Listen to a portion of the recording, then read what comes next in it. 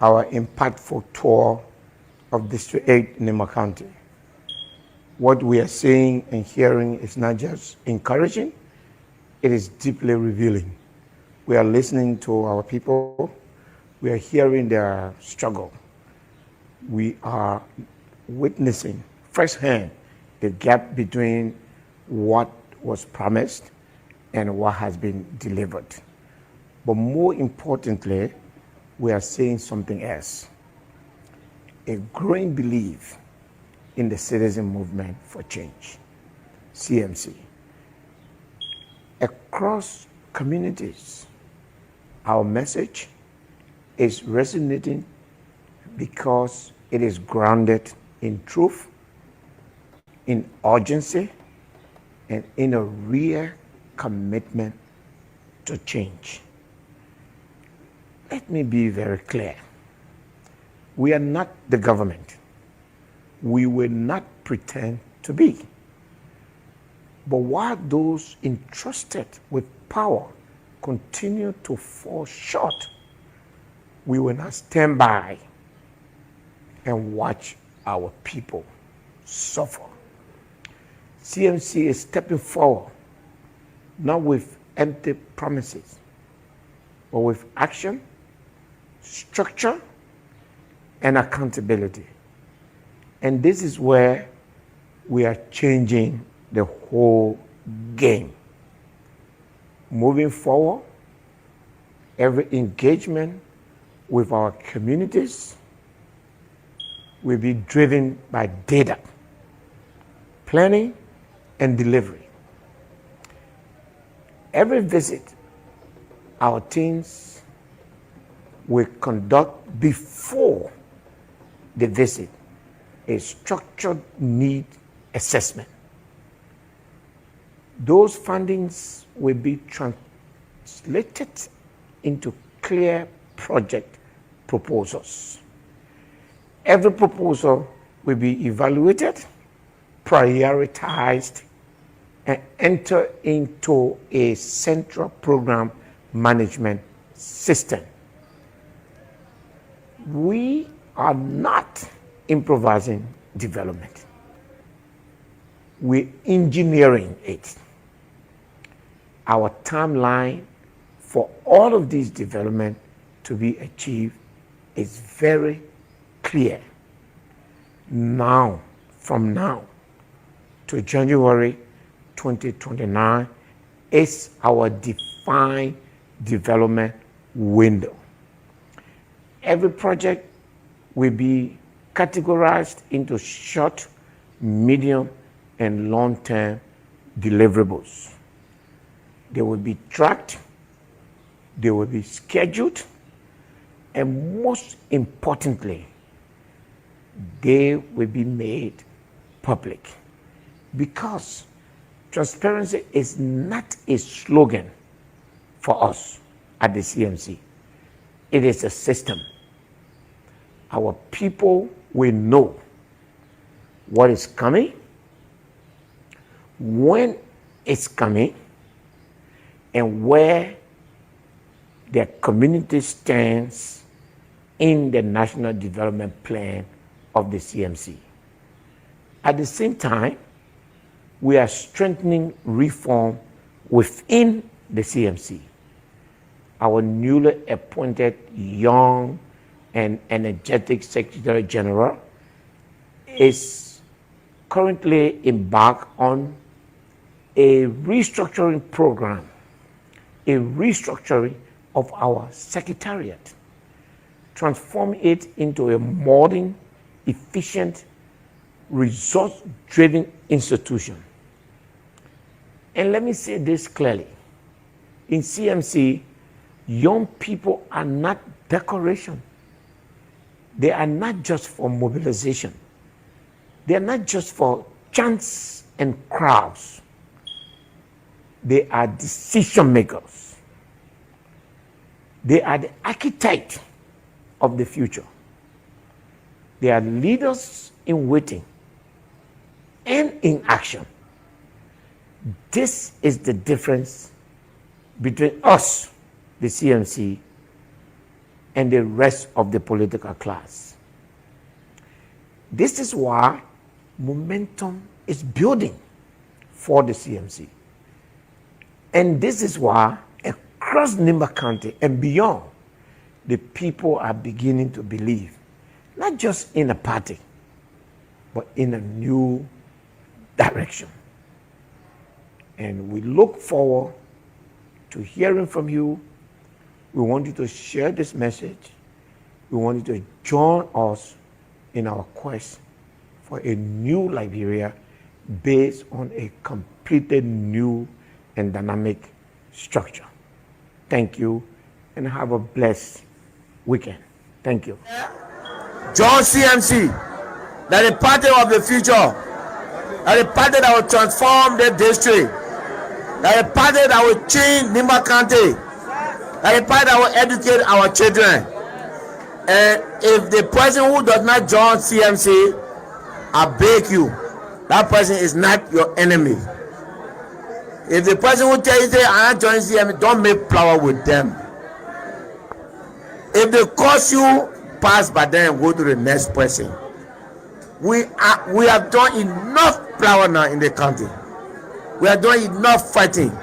It's time to love. It's time to smile. It's time to celebrate our own history.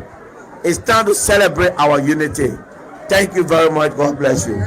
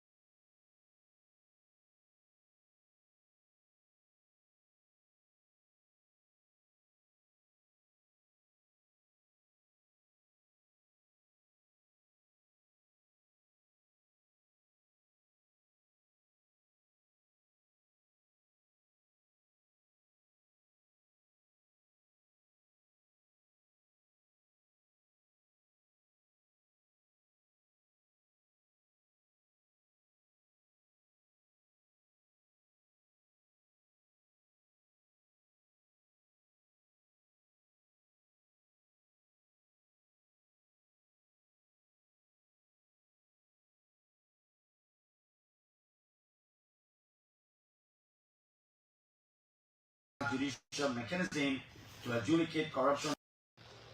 You've made it regular now. You got people following every time. They want to hear from Saklipi, and then Garrison Yelu will come with the letter from Manyong. And I'm laughing at these Nima people. What do you want to do? No, we want to give back. Education, me, I'm fond of writing. Growing up. I wanted to ask you, whether you practice journalism? Yes. You read a lot. Growing up, on campus, I used to give news on my campus. I was the press man. Oh, came up that way. Yeah, and then I went on to become a columnist and a war correspondent for the New Democrat. And when you say war correspondent, you were following war activities? Yeah, I used to go on the front line to report for Lindsay Barrett for West Africa Magazine and Ben Asante. So I was, in the trenches. So I used to report, all of that. Then I used to do this column on New Democrat called Another Angle. So yes, so I've been. You like writing, man. Yeah, it's nice. It's the best way to express yourself. I like your writing when you are not political. Sometimes you write about life things. I read one post one time. It was a short form of your upbringing. Yeah. Your late mother, Yeah. saying those are the kind of things I like to read. Yeah, people say It gives you that. an understanding of the person's upbringing. Yeah, people say that, and that's true. But also, that column allows me to let people know what I think on all issues. So it's always not going to be. I know. Yeah. I was at Nima Caucus, by the way. My sympathy, man, for the loss of your former superintendent. Yeah, sad, very sad. But the cover is good. I mean, I always say in my mind, this is probably. I was not in the other caucuses, but based on what I was hearing, this is still, one of the most peaceful caucus Nimba County has had, because there has not been any open. Yeah, we do have small, but as soon as we enter the room, we always have the capacity to resolve our issues. So we're good. Okay. How is life? How is your office? The office is good. Somebody voking, I'm gonna call the person name. Oh. The person say, "Parent, that man's childhood name is Malcolm X. He writes well and was one time a contributing writer for the Daily Observer." You know that who talking? Oh God. So your other name is Malcolm X. Yeah. I mentioned didn't know you so. Mom like you, That why mom like you calling you Malcolm X? But do you know his mom like you too? And his other name? I know that. And I just call. Oh, yeah, but why they call you Malcolm X? Growing up, I was very active in a student council called Malcolm S. Did play a major role in how my thinking, because this is a man. He started as a radical. He then metamorphosized into a Pan-Africanist, and then he began to preach, Afro-African, power without, being racist. I mean, he brought so many change to the African American community. So yes, so Is the CMC okay? very okay. You know that we are okay. How though? Chief, as As a party member. CMC is becoming the only option left for Liberia right now. You think so? With everything that's going on, Alberta, what are you talking? We got so many things going on in the country. We believe that the Liberian people will eventually understand that this country needs a new direction, and that cannot be, any of the old, past. So there comes a time in the life of a people, they will just take a bold decision and say, knowing where we are going and knowing that the outcome of where we're going, knowing that where we are going is going to be bad as usual, and taking a route that we can at least hope, is two different things. If the Liberian people come to the CMC, they will have something to hope for. The thing about political parties, all of you sound like this. Like the Freedom Fighters song I was just playing. When you were coming, you say you were freedom fighters. When you gain your ground, you change your mind. But you see, when you do characterization like that and compare, it is annoying and it is unfair. because this is the leader of the CMC. He's almost 3 years into the elected position. What has been his track? Hold me for that. And the other people in the other party, 10 years, 15 years, 6 years, what have been their track? Hold them for that. By 2029, I would have been also in authority in some leadership position for 6 years. Hold me for that. That is what we need to do to elect good leaders in Liberia.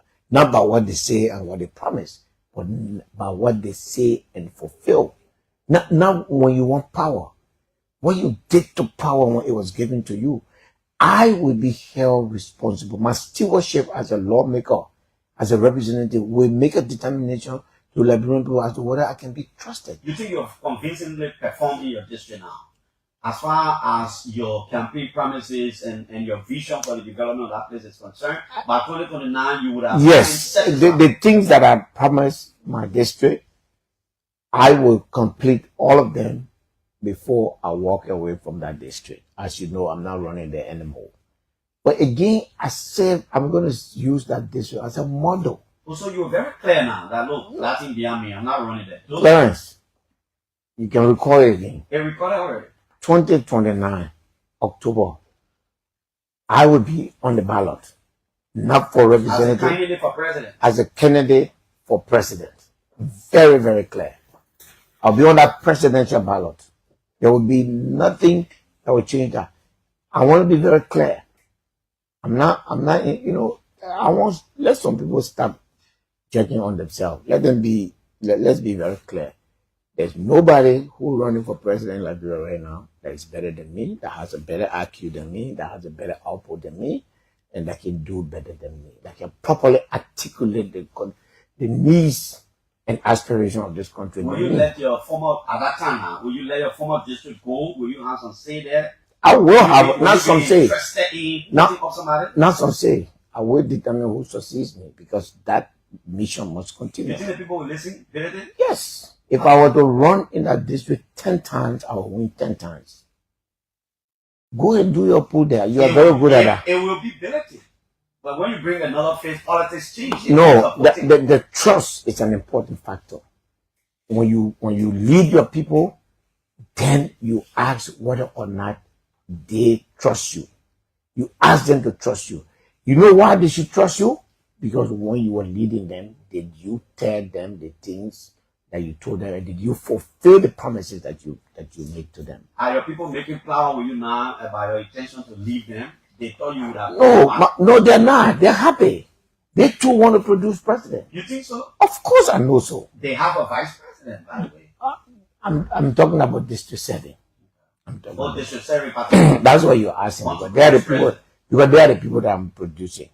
And by the way, I'm not running for vice president. So if Nimba has a vice president, that's good. And we all support that. But I'm not running for vice president. I'm running for president. And so when I go on the ballot. Why are you not leaving room for negotiation? Possibilities. What possibility now? For who? Merger, coalition. No, I'm open to that. I've said that, but I'm not going to sit in a bedroom to make... Except that you're making a case that even though I'm open to that, I gotta be the arrowhead. No, I'm not. No, I'm not. I don't feel entitled. I am not going back to run as representative. That is very clear. Mm-hmm. If there is an arrangement and the data show that I'm not the person for the opposition to choose to head, I will respect that data because that is the will of the Liberian people. All I say is I'm not going to go in a room with a few people to determine the fate of this country. That's why opposition or coalition don't win. Because when you make this decision, you must do it in consultation with the people. And anything less than, because, Chief, in 2028, CMC would have been around for at least 3 years. We would have reached all over this country. We would have made the impact we want to make, and we believe that when the Liberian people are asked among the opposition party who you think should lead the way, we believe that would be CMC. If for some reason that is not us, we accept that outcome. Let's talk a little bit about your projects in Bong and Magiri, specifically because those are the counties.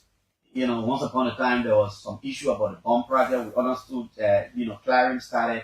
And then in Magiri, every time you venture into Magiri, there's different politics. Oh, they didn't want to run here. No, you're not running. Oh, you didn't want. CND promised the people. CND didn't deliver. Let's talk about your projects in those two counties. Are you doing something? What about the Well, the work in Bongandi is going on. The rain has slowed us down now, so we have to wait for another 2-3 months to complete that. In Magibi, we are working there. We have delivered 500 bags of cement, so the people are now molding the. It's a bridge project too? No, it's a school, Okay. a high school. So we're molding that.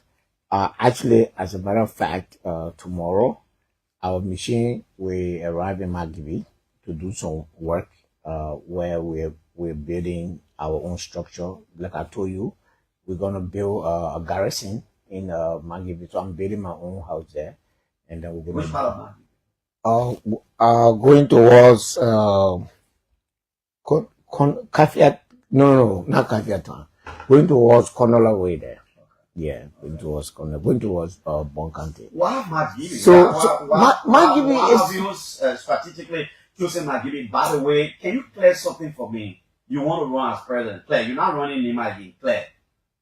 Assuming you didn't run as president because you said, well, when we sit in the room and discuss data will prove. Do you have any intention for public office in Magiri, elected office? People have asked me this question, and I think that at the end of the day, I don't believe that question is inappropriate. Why? Because I've told you what I want, right? Mm-hmm. So why are you asking me another question? Again, you're a politician. Sometimes all hands are on deck. Yes. Except because probably they could be in the room, most of the lady could get convinced that the data has shown that I can't make it. So I will have a change in mind. I'm not going back Nima. Especially at the time when you're strategically trying to build a company in Magibi, we should be concerned. I believe in Magibi. I believe in what Magibi can give the CMC. And I'm going to build a house there. In the next 2 days, actually tomorrow, our machine will arrive in Magibi to start clearing a place for me to build a house. I will build, if not the strongest, the third or fourth strongest basis of the CMC in Magibi. And we'll build a political coalition in Magibi. Why is it so in my quest, strategic? listen, in my quest for the presidency, you see, Chief, as a politician, I have values, I have respect. You see, many people don't know. You probably ask, why did Edwin Snow go to Bomi? But what people don't know is that he was born there. In Norway, That's where Edwin Snow was born. But people don't know that. Otherwise, it wouldn't make sense for him to go there. I have no such relationship with Magibi. I'm not born there. I have no relative there. I'm faithful in Magibi because of what I want to achieve as president of this country. You think it can help you deliver? Yes. So when people are going around talking about, look, I'm from Nima County. I'm a proud son of Nima County. And I believe that the easiest thing for me to do was for me to run in Monserrado in one of those places and win as representative. I chose to go home. All right? Nothing was more difficult than that, but than winning in that district of mine. So all these other things. Sometimes you politicians look up for number. I believe in number. Magibi has it. Magibi isn't populated like Bong isn't populated like That's not true. Like Bassa, I don't want to talk about it. No, you just made a mistake. Magibi is more populated than Grand Bassa. Okay, maybe we need Magibi, Monserrado 1, Nimba 2, Bong 3, Bond 3, Lofa 4, Magibi comes 5. Okay, we'll check. There are 6 big I'm just countries in trying to Liberia. wrap my head beyond why you strategically choosing Magibi. I will not tell you, but I know why. And I'm telling you now, within a year But I time. know there's a reason. Beyond what you're saying on the radio. Yes. There's something beyond There are political reasons. There are serious. telling us. Yes. I know that. It's strategy. I will not tell you about strategy. I got a plan for Magibi. But you want me to tell you here so that the people can start doing what I say I will do. You want to be grounded in its politics? You want to properly be part of the 2029 election in determining who its leaders are supposed to be? I, along with other good citizens of Margibi County, will determine the fate of Margibi and along the way determine the fate of Liberia. What's your friendship with Senators Emmanuel Nukwe and Nathaniel McGill? Nathaniel McGill is my very good friend.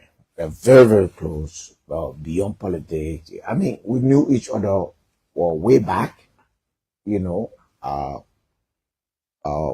even before he became the Minister of State.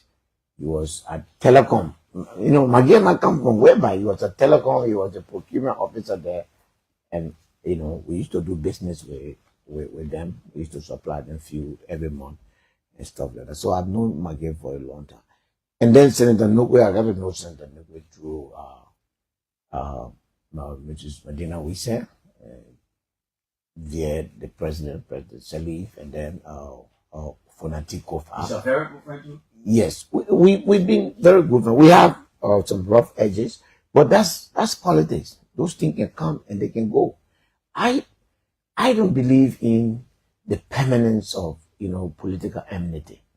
If you and I have to fight, I will have no reason to draw back to fight you. Really? But no, I don't draw back for any fight. But if tomorrow that fight is no longer necessary, I don't hesitate to make peace. So, you know, have you made peace with him? Because I know you were rough. You, meaning both of you, and all the things that happened. You know, eventually, even though we haven't made peace, but I'm not interested in fighting Senator Nukwe because I think we have two different directions. He has different ambition. I have different ambition. Our ambition don't collide. But I'm not afraid of him. And if at any time he attempts to fight me, I'll fight him more. You will fight him more? Yeah. If he throw one stone at me, I will throw 10 stones at him. But if he doesn't throw stone at me at all, I will not throw stone at him. He and I have been friends. We've known each other. We've had respect for each other, and we have so many people in common. And I don't intend to fight him. But again, if he fight me, I will fight him back. And if he fight someone that is close to me politically, and also if our interests align in the future, we will work together. Like the people say, politics has no permanent enemy. You know that. You've made peace with Senator Moe. That's what I heard. Yes. Okay. Yes, because Senator Moe and myself agree that there was absolutely no reason for us to fuss. Wow. You have to. Parents, I don't see politics in the way that the only way to be prominent in politics is to be on other people. Senator Moe want to be senator of Bonkande. I want to be senator of Bonkande. I don't want to be senator of Bonkande. So, look, if former president Weah attacks me, if President Boga attacks me, I will attack them. Because those are the, yes. But all the other people there, tell me something. When last did you hear me say anything negative about Vice President Kom? I don't play politics like that. There's a government. When the government does something, I go after the government. When the government misbehave, I go, of course they are misbehaving all the time. But when they misbehave, I will tell them that they But coming to some of the things. Now, why do you people want Eddie Jagolo to appear before you, the head of NAMO? I read communication, I think it was as a result of communication to plenary by Jerry Yogbo. You all want him to come, I'm not to tell you about what on what basis they can create a lawmaker. Are you aware of that? Yeah, but I don't agree with you. I mean, why? Yeah, because, see, these are petty issues. People have their right. In your exercise of power, don't go to the extent to question people thought. If I say Clarence is a bad journalist, don't ask me what tools I use to say that's my view of you. If somebody come and say, Musa, that thing he's talking is trash, Clarence is one of the best or the very best in this town, that person you have to be. So for me as a lawmaker, if somebody want to grade me, you have right to grade me. Okay. But what I do will judge to the public whether you are saying the truth or not. Not what you are saying about me. Okay. It's always your action. I'm going to read a letter that you wrote, but I want to read it quickly because I think Eddie is appearing in fact today. The Honorable House of Representatives, blah, blah, blah, blah, blah.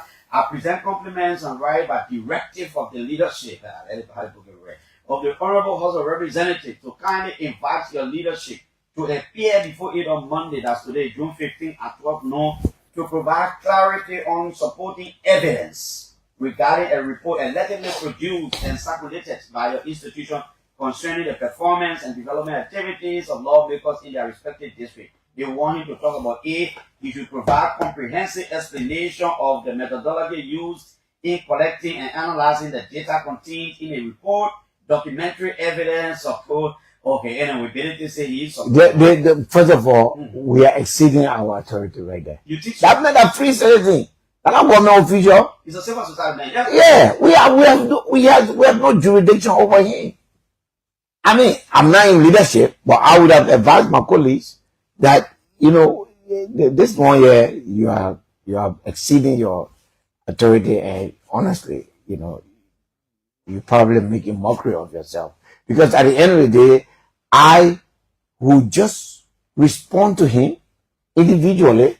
If you say Musa Benedict is the worst lawmaker, you have to state your reason. And the thing about it, when the release is out, even sometimes the government critique it too, and lawmakers critique it. And everybody can move on. Look, if you read my piece about the government letter to the European Union, that's the same thing I said. When people make statement against you, your reaction should not be, you know, the way the government respond or the way the leadership respond. Call the person. We have read this. This is your view. We need further clarification on what you are trying to say. But I want you to edit now. No, I'm talking about the issue with the EU. Because that's the diplomatic channel. You call for clarification. You can't be intolerant in the way that the foreign ministry was to write, to basically asking. There's serious allegation the president made, which I believe the government is saying it's not true.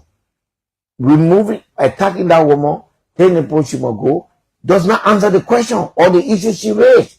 The main interest is to protect your vice president. They've made allegations against your vice president, which is serious, and which I believe, you know, it is in the vice president's interest for the government to come back with an organized response and say what the ambassador is saying to people is not true. The vice president has no role, or if the vice president has role, that this role is mandated by the president, and it is his constitutional duty. And if you don't understand the way our government works, come to us and let us explain to us. It will now be her view against the government view in the public domain. But if you don't do that, this knee-jerk reaction is not. That's what the leadership is doing. Somebody say the way they're grading us, you can't. I'm better. That's reason to summon somebody before you. Okay, so you don't want to make that man popular now. Benedict writes an open letter to the president. He said, Mr. President, I write to you today not only as a public secretary.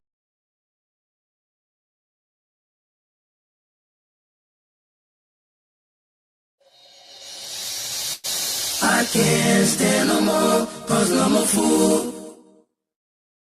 I cannot go to school, cause no more money. I can't stand no more, cause I'm a fool. I cannot go to school, cause no more money. Hey yo, excuse me Mr. Journalist, I wonder how you make your headlines in the press release today. Although I read the news every day, but I'm really still getting confused now, and I just wanna ask you some questions. Oh, they say based on money, they say based on presidency, they say based on technology, they say based on war. Tell me, we gotta make your headline. Oh, we gotta make your story. Yeah. There is no job, no money for hustlers. We gotta make your headline. We gotta make your story.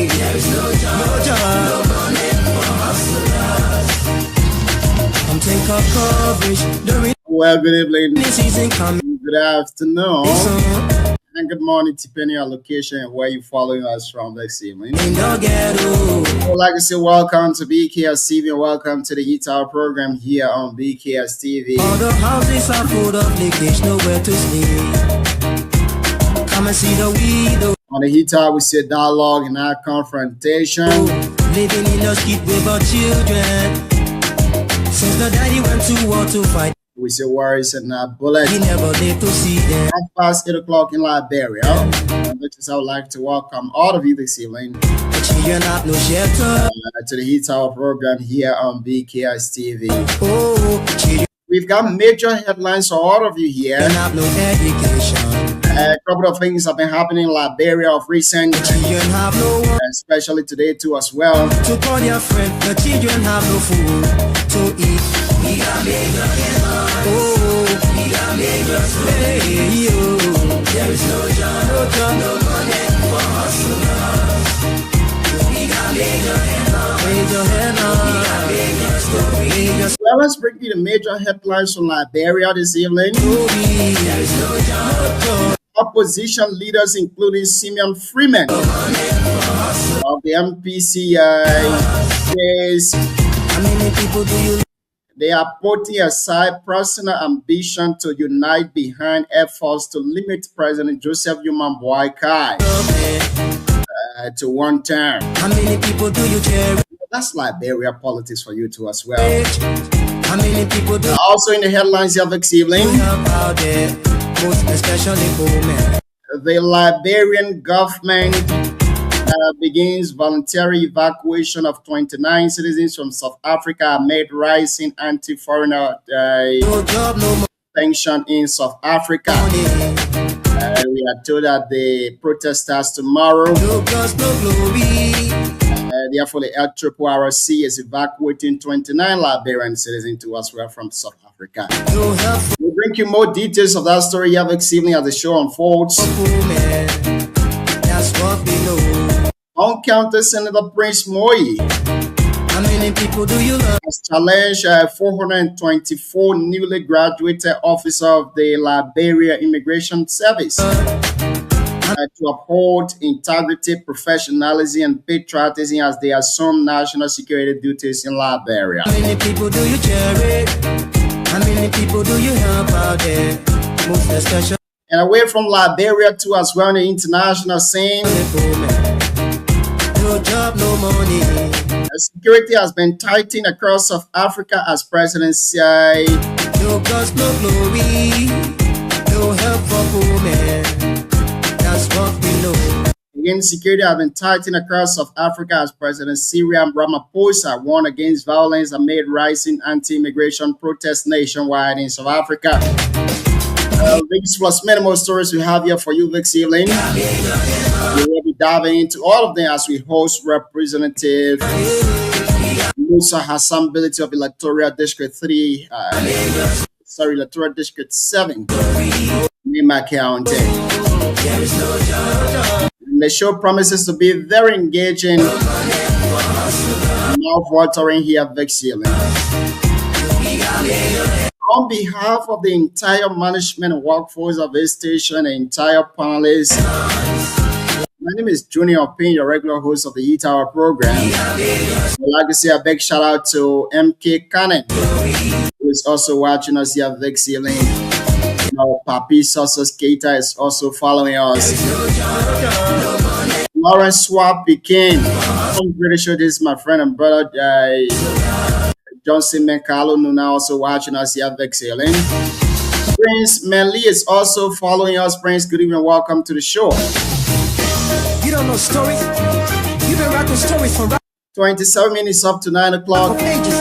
While we still wait our guests to join us here this evening, Keep you're watching us on Facebook and YouTube. writing stories about people Tell us in the comment section where you're watching us from. who not too concerned. And let's be able to recognize you on the show here too as well. We got a lot of people in the ghetto, people on the block, people in the street. If y'all know what I know, follow me. And I'll take you to places where people that suffer. We got lame people. I mean, people that in need, man. People too much in need. Come on, yeah. I How many people do you love, man? How many people do you cherish? How many people do you help out there?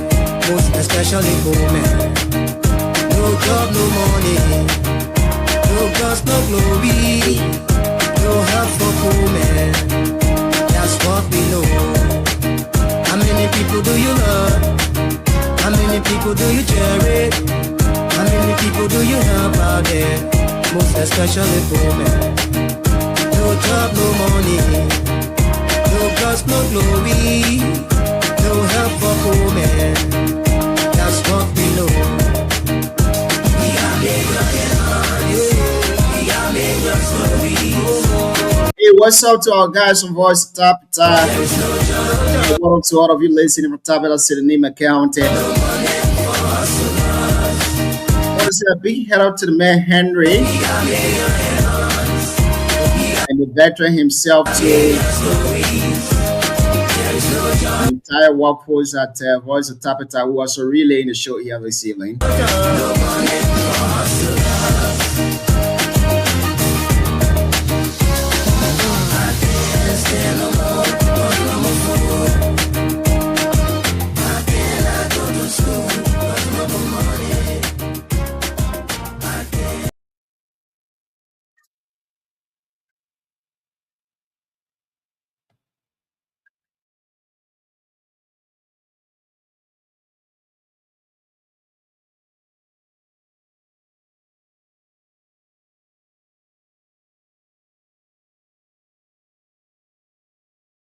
Said that.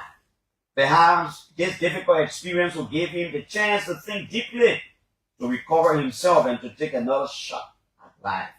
But you said, Mr. President, my son is not alone. Across Liberia, thousands of our children have lost their way because of drugs. Some are in prison. Some are on the streets. Some are in homes where their families are quietly suffering. Some have lost their minds, their future, their hope, and their dignity. Many parents are crying in silence. I sent my son overseas to be educated. He studied. He came back home with a future ahead of him. Today, he has 2 children of his own. I have not seen him in over 2 years. His life has been deeply damaged. And while he must face the consequences of his own actions, I cannot ignore the bigger truth. Had it not been for those who bring drugs into our country, had it not been for those who sell poison to our children, many of these children will still have a chance. Mr. President, you said, I honestly believe that you as an individual will never knowingly sanction the distribution of drugs in Liberia. I believe that a president I know would never support the destruction of our children and the future of our country. But Mr. President, authority has been delegated in your government. And where that authority is abused, where people in high places allegedly use their positions to protect drug importation, drug trafficking, and drug peddling, the responsibility cannot be ignored. You may not be personally involved, but as president, you cannot escape the duty to act. This is no longer just a law enforcement issue. It is a national emergency. It is destroying families. It is weakening communities. It is endangering the future of the Liberian state. I know that by saying this, I may be criticized. Some may say I should remain silent because my own son has been affected. But that is exactly why I must speak. I am speaking as a father. I am speaking for my son. I am speaking for the thousands of children whose lives are being damaged by drugs. I am speaking for the many families who are suffering in silence. Mr. President, we have our political differences, but this matter is bigger than politics. This is about the survival of the country. I am begging you, take action. Do not allow anyone to stand between you and the right decision. Do not allow position, friendship, power, or influence to protect anyone involved in destroying our children. Let there be a serious, independent, and fearless investigation. Let those responsible be exposed and prosecuted, no matter who they are.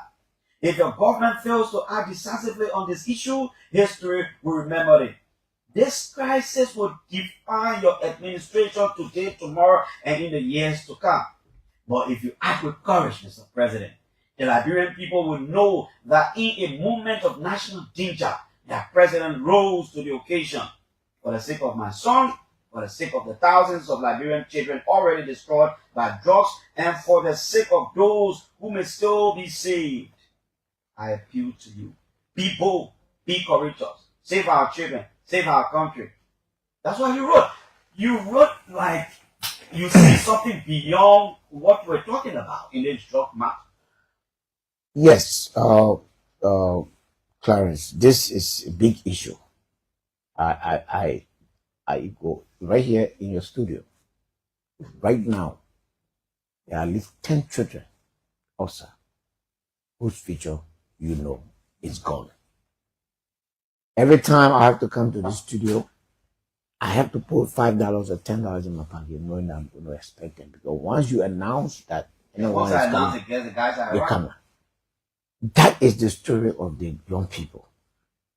Where is our future? Now, we have arrested drugs. We have arrested children with cooking. We have put them behind bar. No remedy for what is happening to them. These are all victims. We have not arrested any perpetrator. I honestly believe, beyond politics, that every nation, every leader has a moment of calling.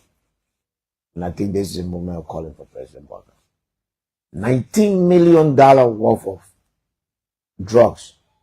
And the only thing that the LDA show up is an expired passport of a young man that you must know that cannot even afford a keke. And you think that that's the person that is beyond that. That is disrespectful to them. We're hearing additional reports that 100 kilograms worth 8 million left earlier. At the end of the day, one of the weaknesses of this government is its disdain for promptly addressing the Liberian people. When there is nothing economic, politics, legislative, there's nothing that is threatening the existence of this country today more than drugs. There's nothing affecting the future of this country today more than drugs. What do you want the government to do? But now, DEA said it is. But now, at the level of the Minister of Justice, at the level of the President, there should be a statement to the people of this country to say what is happening. We have it under control. We're investigating, and this is what we do. You know, and you go and give DEA a release that makes it feel like you don't even care. You just want to find one young man who is literally. They say he carried it there and he left. And that's all. And did you even have to put that release also? So it appears like someone bigger than Liberia saw this crime being committed and tipped the Liberian authority. Whoever that did that, the very Liberian authority, there are people behind these drugs. You think so? Where you go? I think so. $19 million. Where that boy bringing $19 million from? Some people say $50 million. Are you kidding me right now? At the end of the day, the future of this country is at stake, and I'm disappointed and I hurt that up to where I sit, there should have been a special press conference by the security forces, by the office of the president, by the Minister of Justice, especially the Minister of Justice should have come up by now. Chief, when something happens to your people, it is always good as leader to tell them that you have it under control. Well, you get rid of rumors. All these rumors that are going, it may be going to tarnish innocent people. And that's a rumor aspect I'm coming to. I have to reach out to the LDA because I am seeing a photograph of an individual, but I want to verify from the LDA. And then there are other posts that suggest that this individual died a long time ago. Their particular. But the passport they posted, the passport is expired. So You said they met travel on an expired passport. Does that even Who make? posted the passport? I didn't see it on DE's website, but I saw it on a private citizen's page. That's why I said I want to reach out to them to compare it. Because if this is a single whose passport is posted, then there are more questions than we think there could be. But you could use your oversight, didn't it? So invite the LGA, the justice. Yeah, we have done that. Tomorrow they're supposed to come. It's supposed to come. It is sickening. But my problem is, this is bigger than LDA. You think so? The government has agencies. That's why you have the National Security Council. That's why you have the Ministry of Justice. Then when the president come in and say, I have taken seize of this matter. Yeah, because I am in charge of it. Release said it has elevated the matter to a national joint security level. You know, these guys are jokers. You think that this is something to play with? You just can't also and just say that, oh, the Liberia 10 days will go away. That's the story. It is wrong. And I'm begging the president. What would you have done if you were president? Me? Yeah? First, the fact that that drug entered that port and was received and put in place. Everyone that is responsible, every security agency that has responsibility will be dismissed by now. They will be dismissed by now. Immediately. And also put under custody. And then we are told that and I cannot verify this, but I'm told that it came from Sierra Leone. And if it came from Sierra Leone, the entire border will be replaced. If that's true. I don't know whether it's true. You see, the thing about leadership is, it is not okay when something as big as this, that every family, Karen, you and I know in this country, is affected. Nothing hurt the Georgia government. Nothing was more effective in propaganda against the Georgia government more than the drug issue. 100 million drug. More than the drug issue. Because the ordinary person felt threatened that what is happening to my cousin, what is happening to my nephew, what is happening to my son, that this government is causing it. That's why that hurt Georgia. So I believe that the government who perpetrated that propaganda and came to power is faced with similar thing and is responding in similar fashion. It is shocking to me because they should know more than anybody how this can affect their government and their future and the possibility of re-election. Therefore, they should be more robust. I shouldn't be telling them this. I'm in the opposition. I would love for them to fail, but I'm a patriot. I believe in the future of this country. This is the government that was elected. They are responsible for that. If I can advise them to do something, even though it will give them good mean, but it will face our children, I will not hesitate to do that. I will not hesitate to do that. Representative Musa Belete of Nima County is then political leader of the opposition citizens movement for change. Belete says, parents are president. Everybody to that airport in authority will be dismissed. Because it's not possible for the judge to just walk and go over there. They were struck strongly. And then if it came from any of our voters, everybody there will be dismissed as we are doing the investigation. But everybody's still in his or her position. Nothing has happened to anybody. Okay, Representative Steve Tikwa from River says, I'm calling you because you sent me a particular message. How are you, sir? Good morning, Tikwa. Did you say the letter written to Eddie Jaulo was withdrawn or why it didn't go? Something you said. I would say clearly that was a mistake because when that letter was read in plenary, the entire floor disagreed with our holy or with Jerry Howard. Yeah. But you didn't serve the letter on the man? No, I just on the chief, they wrote the letter, but that letter was a mistake. No, I'm not understanding you. Because for the chief clerk to write a letter, if that would be authorized by plenary, Musa 1 minute. So if it was a mistake, all you say was a mistake. So how can a chief clerk write it now? Because if it was a mistake, you will not authorize him to write. I'm saying that was a mistake from the chief clerk. You know, there are a lot of things that goes on. So maybe she got carried away. But if you follow the video of our section. No, Tikwa 1 minute. So that way, I tell the chief clerk to write, you can write one. Hey, man, Clara, man. You can't make it low there. No, better than wait. That's not your issue here. But I am new host. I can contribute. No, that your colleague. No, No, but you won't call them my man. I'm not calling anybody here. That people deserve better. Yeah, go ahead, Tikwa. So that was a mistake. Not that they get right without authorization. But what I'm saying to you is that when that letter was read, the entire floor disagreed with our colleague Jerry about that. NIMO is an independent group that doing their own little work. We are not the one to be calling them and questioning them as to how the degree system goes and all that kind of stuff. No. Okay. So, but even I got a letter one. But anyway, let's be fair. Thank you, yeah? That's why I call you a mistake. That mistake, that be mistake. Thank you. No, that was a mistake. All right. Thank you.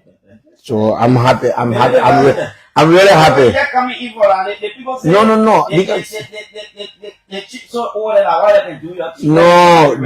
The chick left. Let me take government deputy spokesperson Daniel Sando. Minister, let's hear you. Good morning, Clarence. Good morning. Say good morning to Mr. Benete. This is honorability. His honorability will send for you. Oh, you catching the man? Yes. I say honorable, the man can say Mr. I see honor. You call him Mr. Ability will send for you. I see in your video more and you say he gets sharp working for you now. Go ahead, Minister.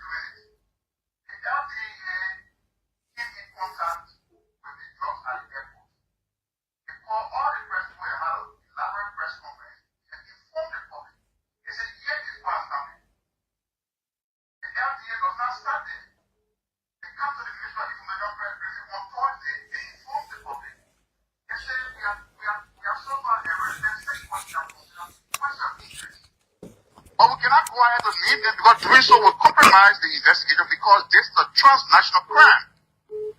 They also informed the country that, look, the consignment of drug we arrested at the airport was destined for London via Brussels. What the opposition people say, the FDA should publish a picture of the people they say they got in custody simply because they wanted the investigation to be compromised. Now, you reference a passport. They are on social media and they're doing all sort of things. No, but Minister, 1 minute, the Emmanuel Zion, whose name the DA mentioned. You think it's fair to all of us, because I read it really, the DA wants us to help it with information. Do you think we need to go beyond just saying Emmanuel Zion and get some other particulars of this guy? The FDA said when you carry item from the airport to export, the documentation, everything that accompanied the drug to the airport, the person whose name is on it is Emmanuel Zion. The LTA did not publish any picture. What did some members of the opposition do? They on Facebook say, oh, the person who the LTA called, the person not there, and the person is dead. No, but I'm also saying, Minister, at this stage, don't you think it's important for them to publish picture and additional information, because other Emmanuel Zions are now coming on Facebook to say that I'm me, not my own Emmanuel Zion. So who is the Emmanuel Zion now? The first thing I want to clarify is that the LDA did not publish any documentation, including the passport circulating on Facebook. That's the first thing we got to establish. The point you made that the LDA is requesting the public to assist, yes, they will have to publish the information about this individual so the public can do their assist. But in that same statement, the LDA issue, they also said that the matter has been elevated to the joint national security. So it's no more about the LDA again, because this thing, it's a national emergency. Do you agree with Musa Belete that by now People in leadership at the airports on heads over the road because to carry that kind of huge quantity, it was stored packed in the warehouse. It means people saw it, people weigh it, people carry that. With all due respect to Mr. Ability, he's not a criminal investigator. And coming up to hastily generalize or to assume that people knew that the item was drugs and they took it at the airport is wrong. That's Okay, wrong. Minister, thank you. Hello, let's hear other callers. Benedict, just jot down the point. You can be very because I want to No, clarify. no, please chalk it down. Normally, we can protect our callers. Hello. Yeah, good morning, Clarence. Good morning. Yeah, there is John. The farmer I'm calling from Station Malayan precisely and around the school page about the estate. Yeah. And let me say morning to the speaker and Richard Namukun, who has the ability. I mean, please go straight into. I will get time for all that filibuster there. Question the issue. I listen to honorability and I listen to the letters and deputy ministers and the Sano. I like the way you presented the matter. But let me deal with the number issue quickly. For me, I will go with honorability on the issue of impacting the number boss. There is no need. If you are working in your district, even if they're giving you 0 and you are working, the pool will vote for you. Okay, thank you. Let's take a foreign call. Hello. Hello. This guy's from outside the country. Hello. Chief, we gotta let you go for almost a minute. You're not talking. We gotta let you go. Hello. Good morning, Clarence. Yeah. Good morning to honorability. Yeah. Clarence, this is Morris Moses Mogai, and I call you from Chicago this morning. Mm-hmm. Clarence, with all fairness, honorability, I think this government, in the history of our country, this government is fighting drugs than any other government. In fact, we are aware there were ghettos all over this place. Maybe some people probably have us. They were saying drugs there. Okay. Thank you. Go on the other line. Hello. Yeah, you getting me now? Yeah, you are live now. You were now. Okay, thank you. Thank you. And let me say good morning to you for the opportunity. And let me say good morning to Mr. Ability. And let me take this time to tell him thank you so much For your for what name. you do for that. This is the Pee-wee. All right. Go ahead. Thank you. Dana SKT talk here. Go ahead. Go ahead. I said, let me take this time to tell Mr. Ability thank you for the work that he's doing for the Liberian people. No, Mr. Jackson, we need to be serious in this country. There's a lazy argument from the minister, the deputy minister for information. I don't even know why that ministry exists. Liberian taxpayer money just going there for free. They Nothing articulate they do for government Liberian. policies and programs. Where the program that they bringing out here to just confuse the mind of the Liberian people. Look, the drug issue is not a small issue. It's not the first time, it's not the last. It's just because they want to just expose them.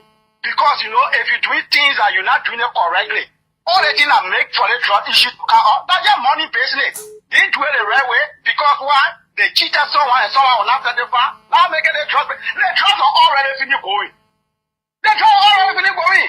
So as we speak, technically, even that information that you just read, that a lot of consignment left, it's true, it's been going. But for the minister to come up to start to lecture all that, to say we get here on our shoulder, then he come and say, oh, bring the power regime because happy say what a drug are they fighting? Okay, Jose. Let me take another call. This one from the US. Hello. Good morning, Mr. Jackson. Good morning, sir. Good morning, Mr. Benedict. Good morning, sir. I'm calling from USA to be specific, Vermont Avenue, Oak Ridge. Okay.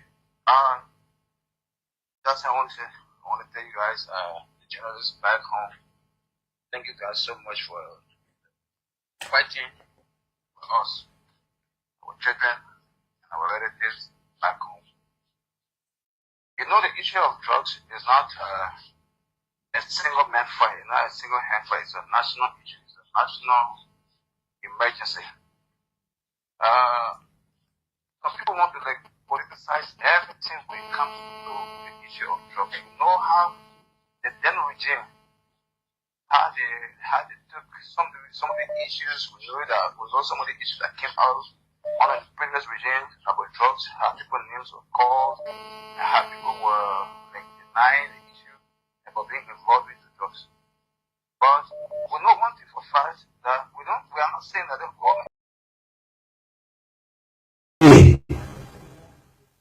he did not import drug here, or he has no capacity to export drug. But he's in jail because he handled it. And we said he must face the consequence.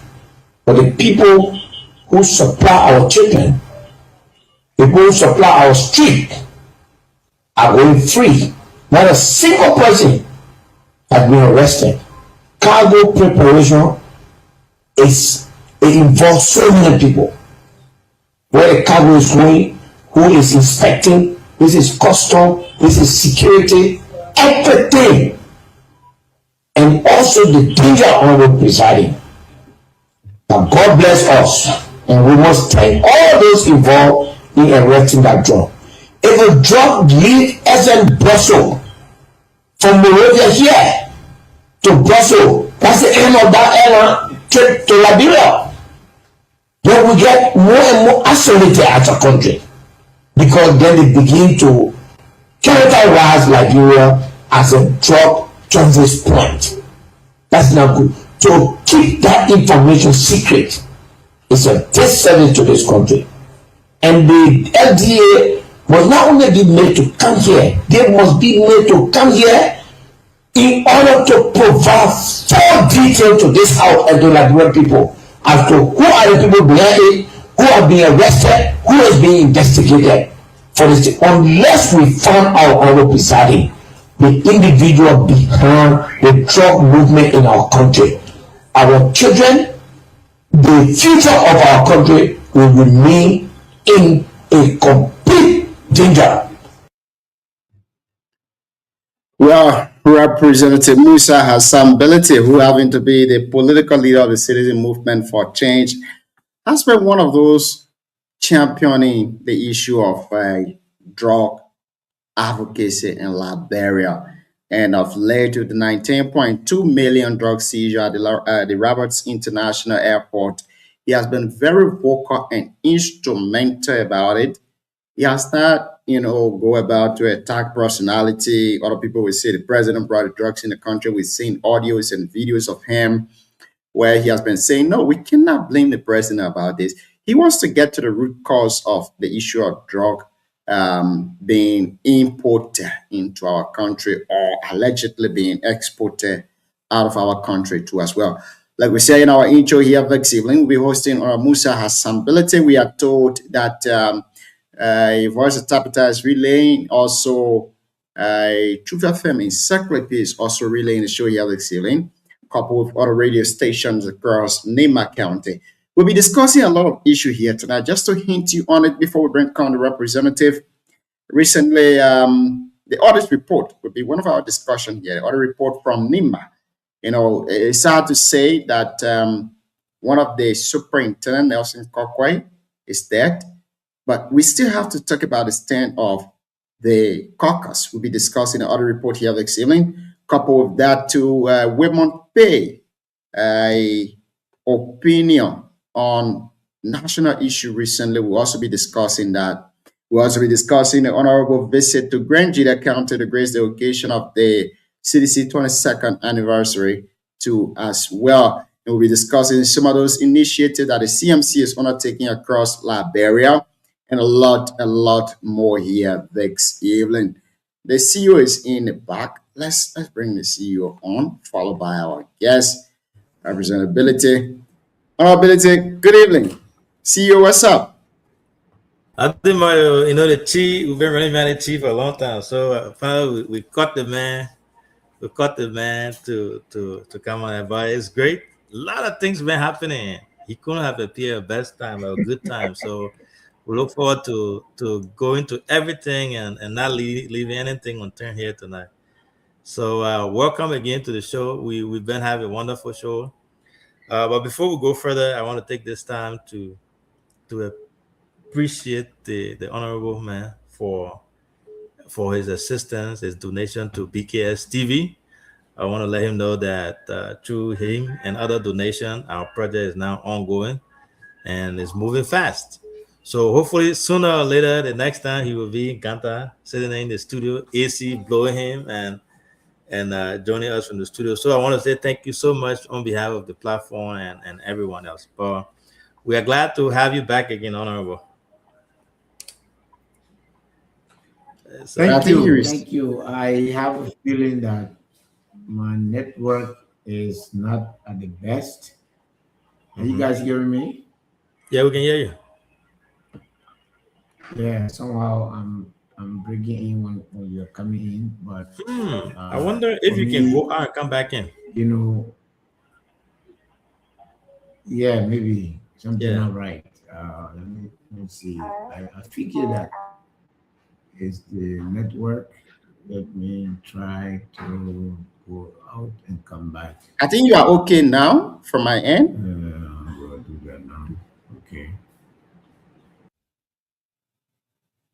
All right, let's await him to join us here. I know we've gone like an hour into the show. Maybe we will stay here for some couple of minutes or an hour and plus like that, so we can discuss some of the major happenings across the country. Ability is back. Um,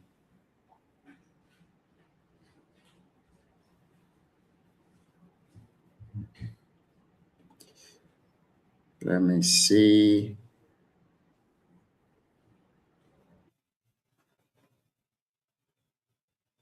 See you. Are you there?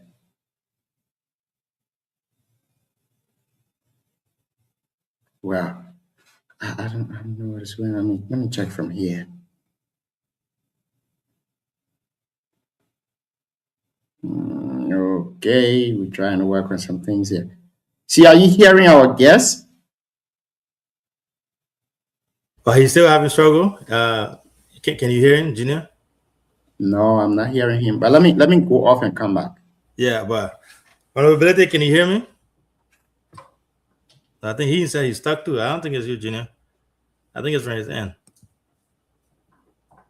Yeah, I don't know what is going on here tonight. Yeah. It happens sometimes. You want to put in the back and see.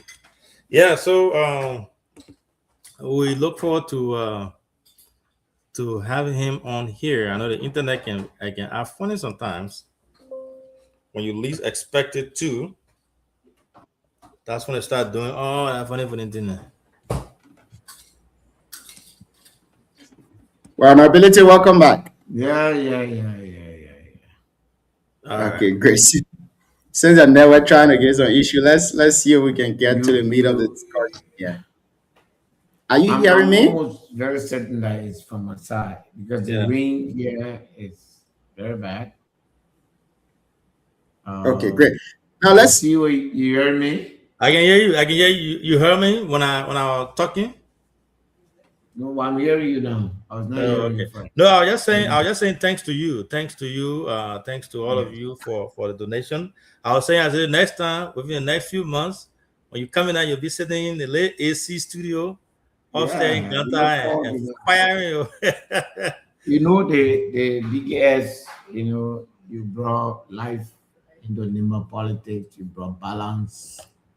We're happy to contribute to that, Yeah, thank you. The good thing about the platform, if we all must be fair to it, the platform is balanced. No, they can fire all left and right. When they ready to drag on. Yeah, that means you're balanced. The day they go silent, that means you have taken some, my brother. It's a very simple analogy.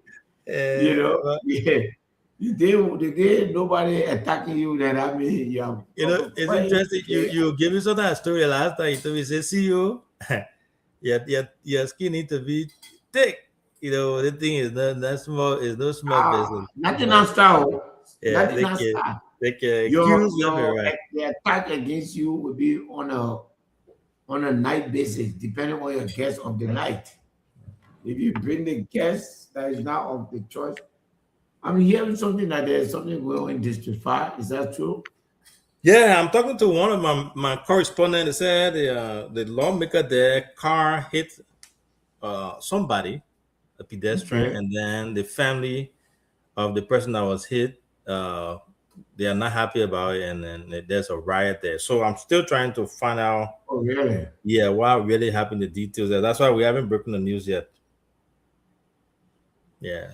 But over to you, man. I hope it's okay. Yeah, that's what I'm hoping to. Thank you. Thank you. It's great to have you on here this evening on Ability. Let's go to the heat or the meat of the discussion. How is the CMC? Oh, we're good. Really, we are exactly where we wanted to be at this point in time in history.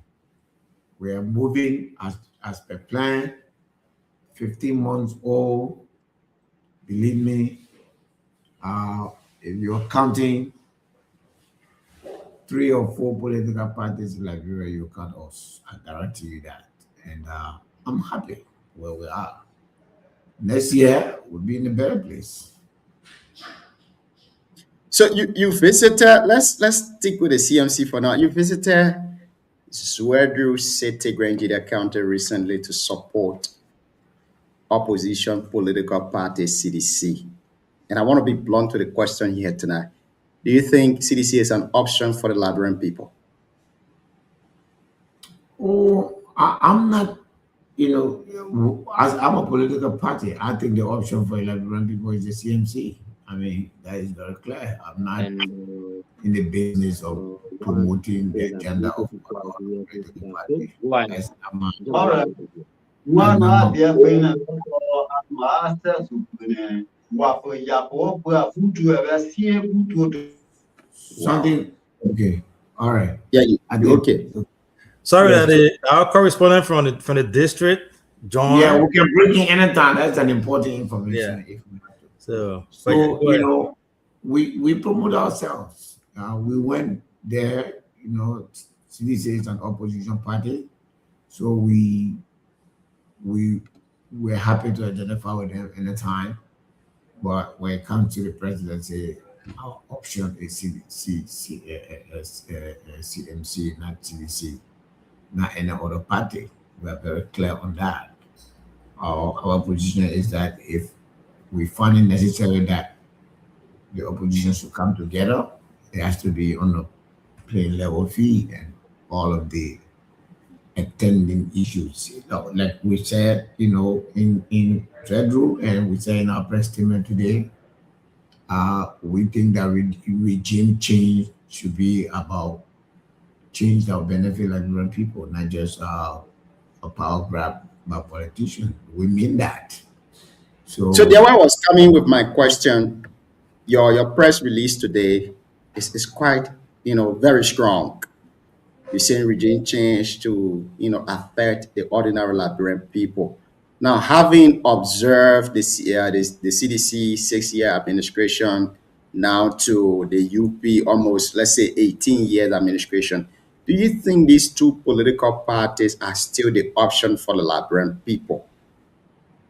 If we thought so, we're not form the CMC.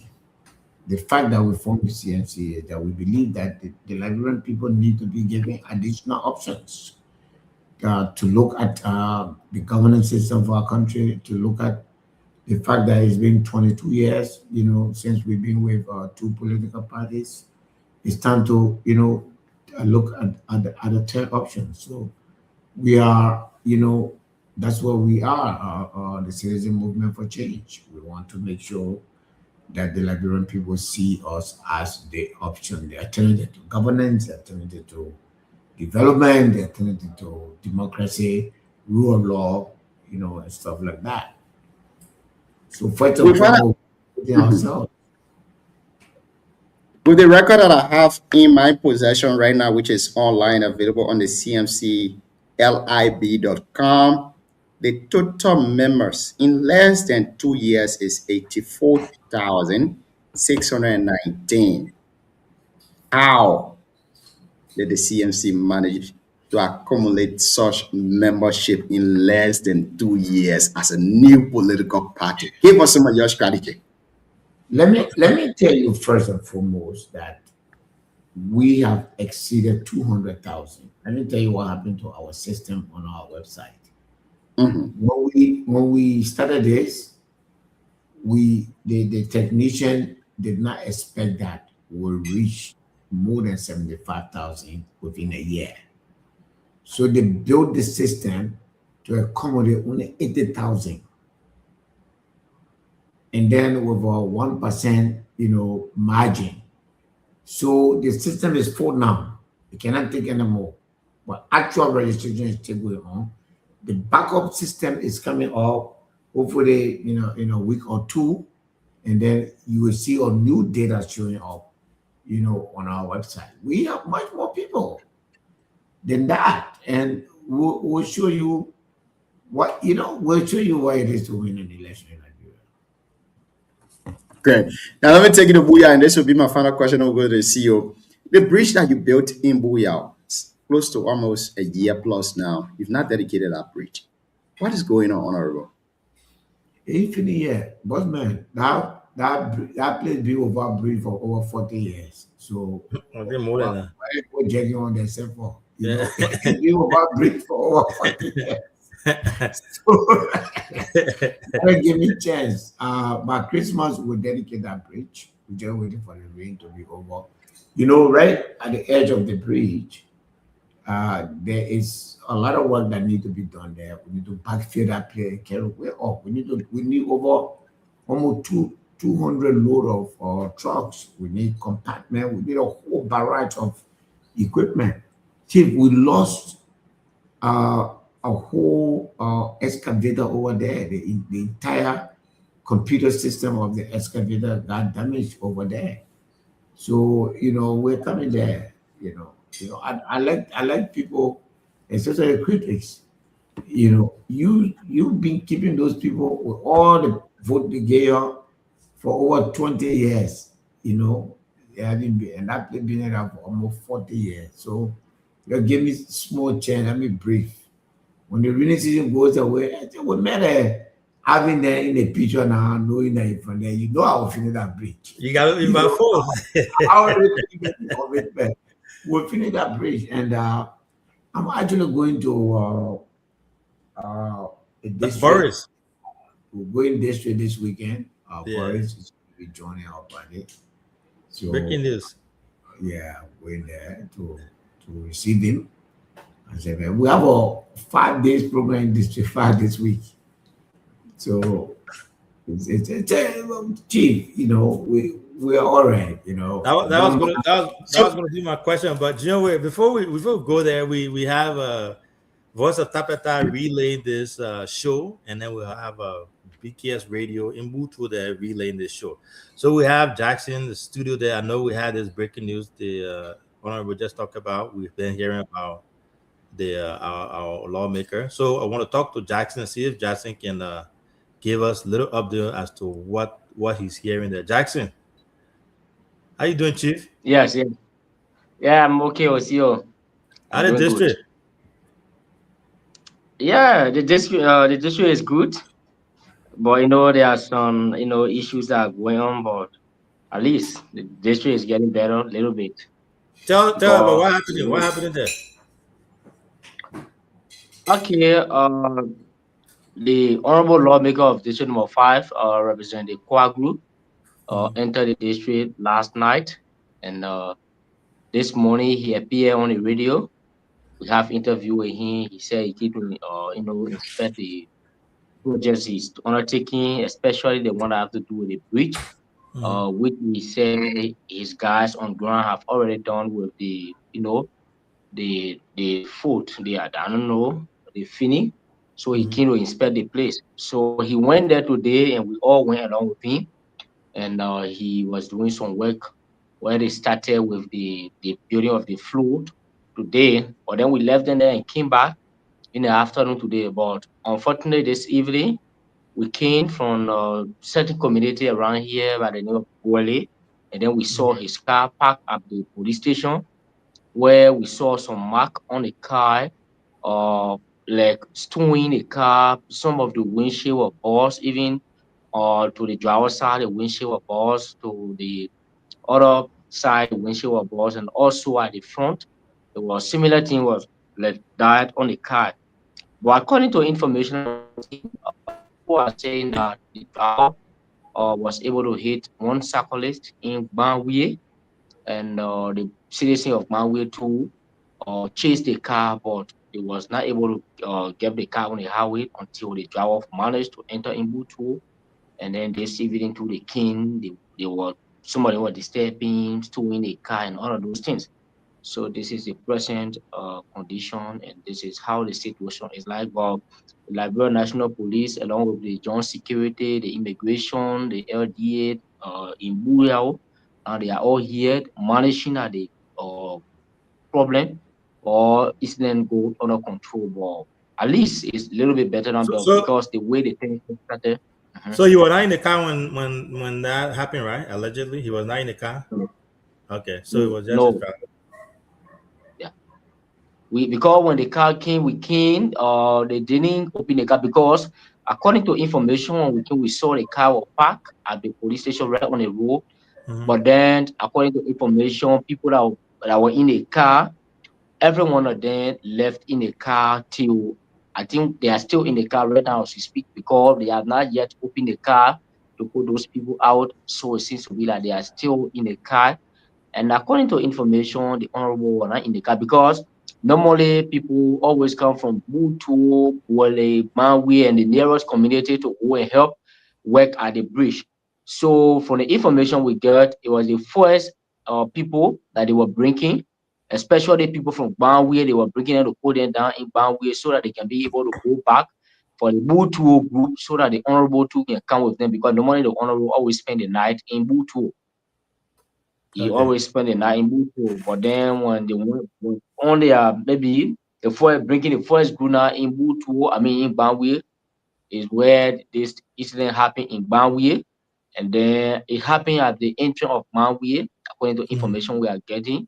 But we are not getting any information from the victim or from the driver. You know, they are just saying that people are saying this is how it happened, this is how it happened, but there are nothing like concrete information that we get from people who are on the scene, like people that were in the car when the car was coming, and like the driver or the victim, or they are just eyewitness are providing those information, but we have not heard from the driver, we are not hearing from the victim, and people who are in the car as well.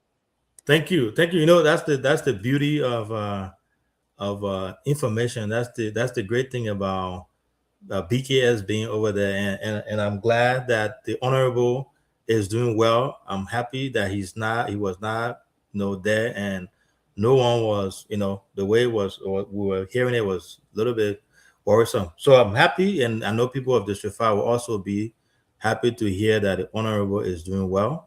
Of our district, the lawmaker of our district is doing well, and everyone else is doing well, and calm is returning back to the district. So thank you so much for sharing that.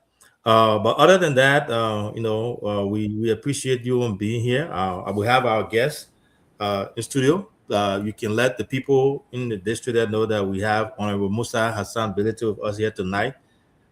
He will be coming to the district. He will be your guest there in a few days. He's going to be in District 5 for 5 days. So let the people get ready for him. You tell the people, say the honorable lawmaker, CMC leader, will be in District 5, and he's on his way there. The men that fixing the Pura Bridge, he coming there to. Yeah, we are aware. We are aware. The BKL radio is 100% receiving, and we also have little message for him here as well. So thank you, Chief. So Gina, over to you now. You can continue your interview. You can pick it up from my end where I stop. See you, and let's get the ball rolling from your end. Yeah. So the CMC leader just jumped the gun there into the question I wanted to ask about District 5. So I know you just broke the news there. So with the Boris, I'm glad that you're talking to the District 5 people tonight. With the Boris joining CMC, is that something that has been confirmed? That people should look forward to this weekend or next weekend? That you are asking. I said the Boris joining CMC that you talked about. Is that something that will happen when you guys go to District 5? Yeah, definitely. That's the purpose. That has been confirmed. Yes.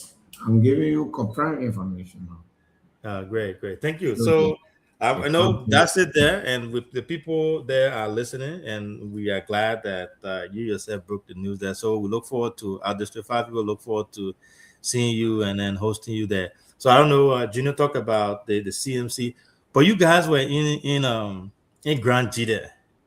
People Yeah, people have all kinds of different interpretation of what happened there. You know, your own cousin, you know, Senator Twain, made a Facebook post that even if he let you there, what said you can't be hosting your birthday party. You invite him, and you're not to the host to be part of the birthday party. He will not show up.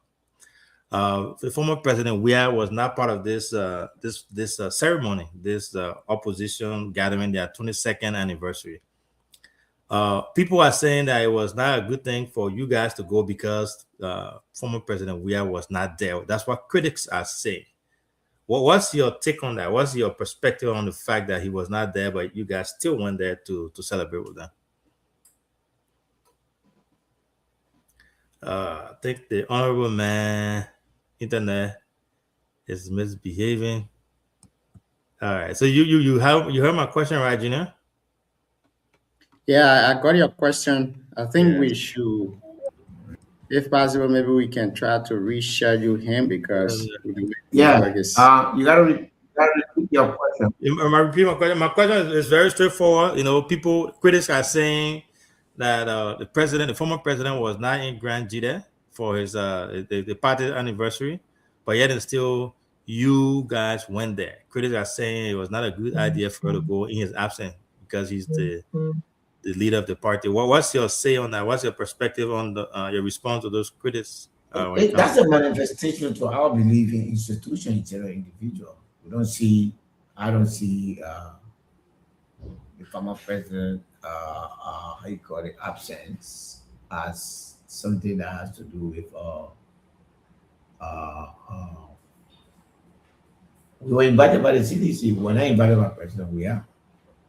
So the chairman of the CDC invited each and every one of us, and we responded to their call. We need to, decide as a country whether we will continue to build people or we build institutions. For the CMC, we look at the institution. So we went there. We're happy we went there. CDC is an opposition party. Anytime they invite me, I'll be there. I mean, nothing is going to stop that from happening. Yeah, it was little. The people were talking about it more than the governing. I mean, instead of focusing on governance, the people have trusted them with the power. Instead of focusing on governance, they are just there making tabata or on Facebook. How do you equate that to running a country? I mean, what fit do you have to fry on who's invitation, acting and nothing? And you're wasting all the Makande people's time. The valuable time is all it take to come in a various district to come listen to the people and see what they want.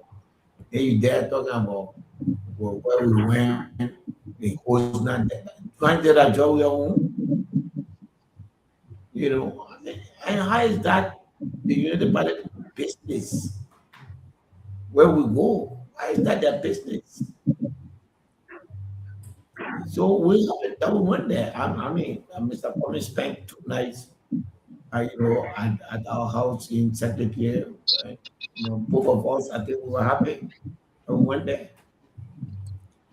Yeah, and it surprised me that there were more emphasis placed on that, and people were, more focused on the mobility, Alexander Cummings and everyone else, because focus was on Grand Jide this weekend, as far as even the road construction, how the road and everything was. But it really surprised me, because if something good was not going there, these people were just going to go have fun. They are no. People scare us. Yeah. So that's why I'm gonna get at why they manage Jubo in that mail? Why is they scared of us? They scared of us. They not see their own shadow. They scared of us. Do you, on a serious though, do you see anything similar to CPP coming from something similar like this? Do you see anything about? Okay. We can never repeat CPP mess. No. Coalition, you saw our position today. That's our position. Coalition. We can never see coalition as just an attempt to get power. It has to go beyond that. We have to agree on what kind of government we envisage, what system. We are over 175. I think we are about 177 or 78 this year. Mm-hmm. trying to with one system of government, which is a Republican system. Has that worked for us? Do we need to review it? Is our constitution still functional? Do we need to review it? The opposition, who do we want to be our head? What kind of leader we are looking for? What kind of president we are looking for?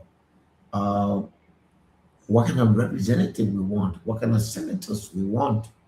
You cannot have, and before you go there, you have to first agree that indeed there's a need for you to come together.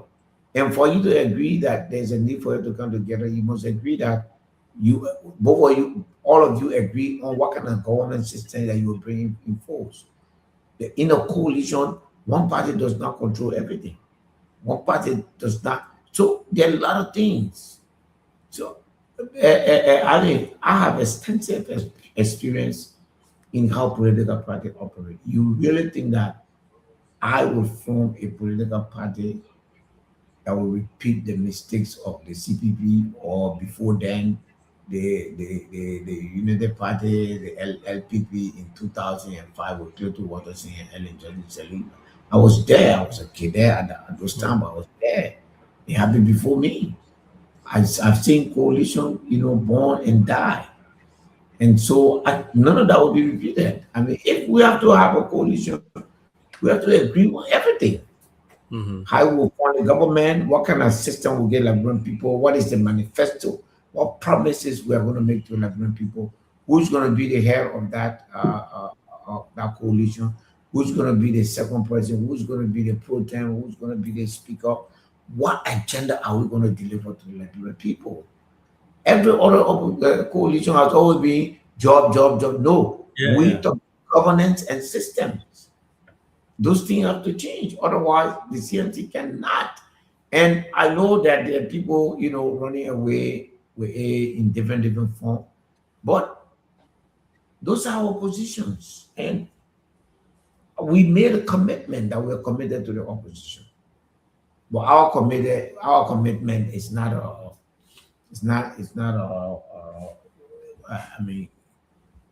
blank commitment. It's a commitment rooted in principle. It's a commitment rooted in the commitment to bringing about real change to Liberian people. Thank you. Thank you so much. And I'm glad that our folks are listening tonight and also being broadcasted or relayed on to different radio stations tonight. But Junior, over to you. I know we got Amma, and I know Jackson will want to ask on behalf of the District 5 people, because you'll be that guest soon. So we got a Tapeta ambassador. The man says CMC men are honorability. Tapeta ambassador. Tapeta ambassador announced CDC man. CDC, I'm sorry, CDC. This is why you say yesterday people keep on the show, CEO. But the man says he's a CDC man. Tapeta ambassador says he's a CDC that is I always support the best for the member. You also have private. You just want to bring private between you. Every day. I don't know. For me as the national medical chair of CDC, I don't know. I like old man Musa Berete. I call him Musa Hassan Berete. But I don't know. Every time he just taking member from the CDC in Nima, every CDC stronghold. Look at my country coordinator, Alfonso Miame, or he not take all of them. He's not taking people from UP, he's not taking people from JQ. You hear the president Goran making like you. The people in UP, they are hanging the ball. I don't count to me who in opposition. They are hanging the ball, they chop it. They will not come to us. Opposition. But actually, don't rush. If you're going to do this, Apanto, Amma, relax. Yeah. We were in charge of Nimba County for the opposition. The CDC is strong in other area. We'll let them control that area. And then we'll bracket. We'll be together. Don't worry. If you say here you are at risk of passing forward.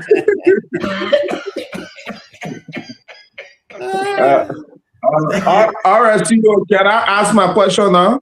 No, not your time. Junior, the whole Junior take over. Thank you. Thank you very much again. We want to say welcome to all of you watching the show here this evening.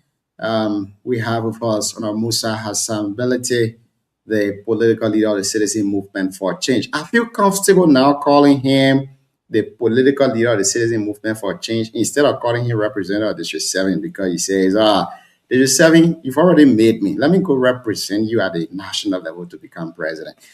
But let's go to this issue in Nimba, honorability, before we go to other major issues across the country.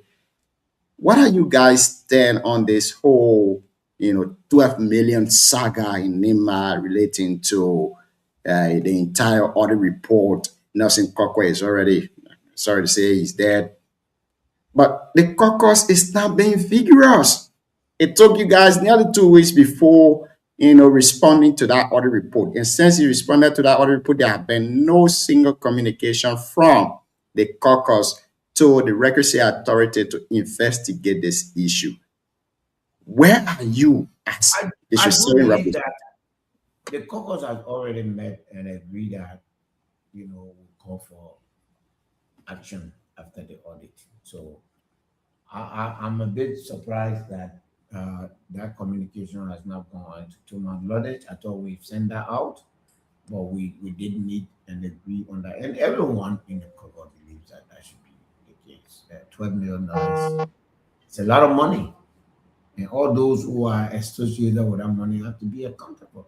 They shouldn't even be allowed to run for office in Nimba County as long as they are in that space. 12 million, you know what? $12 million would have saved thousands of our women who died from childbirth. $12 million would have put school in every town and village in Nimba County. It's a lot of money. We look. I'm happy to report to you that the majority of the caucus agree that action needs to be taken. I guarantee you that. What would you say about the current debate surrounding the electoral law, the implementation of the 2%?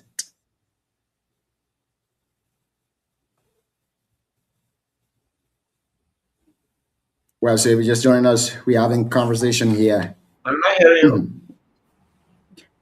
I was asking, what is your opinion or the CMC opinion on the current debate surrounding the electoral law, the 2014 2% election law in Liberia? I don't support it. I mean, my position is very clear. I don't support it. Chief, one thing about politics is this year you can you can make a decision to vote for Mr. X, and then the next election time you can decide to vote against the person.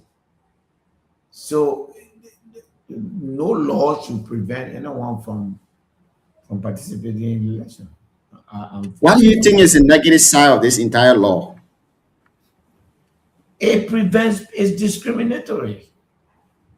It says to me, if Junior say last 2023, I'm going to vote for honorability, that the fact that Junior could change his mind to say I'm voting against honorability, it says that doesn't matter. That matters. Letting people, look, I don't know how our people try to build their own democracy by bringing dictatorship, but people should always have the chance to try it again and again and again. I mean, when we win the election, and I'm very comfortable that CMC is going to emerge as winner. Liberian people will take a new course of action. I'm beginning to see that every day. It's going to. Well, if you don't agree with the law, there should be some sort of recommendation. What are some of the recommendations? Like, gentlemen, I've written. You know me. I've written plenary on this. I've written to amend this law, to remove it, to strike it out. I've done that.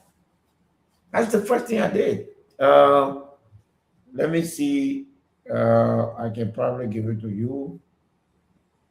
No, me, I do my things. I talk and then I do. That's why they call us in CMC.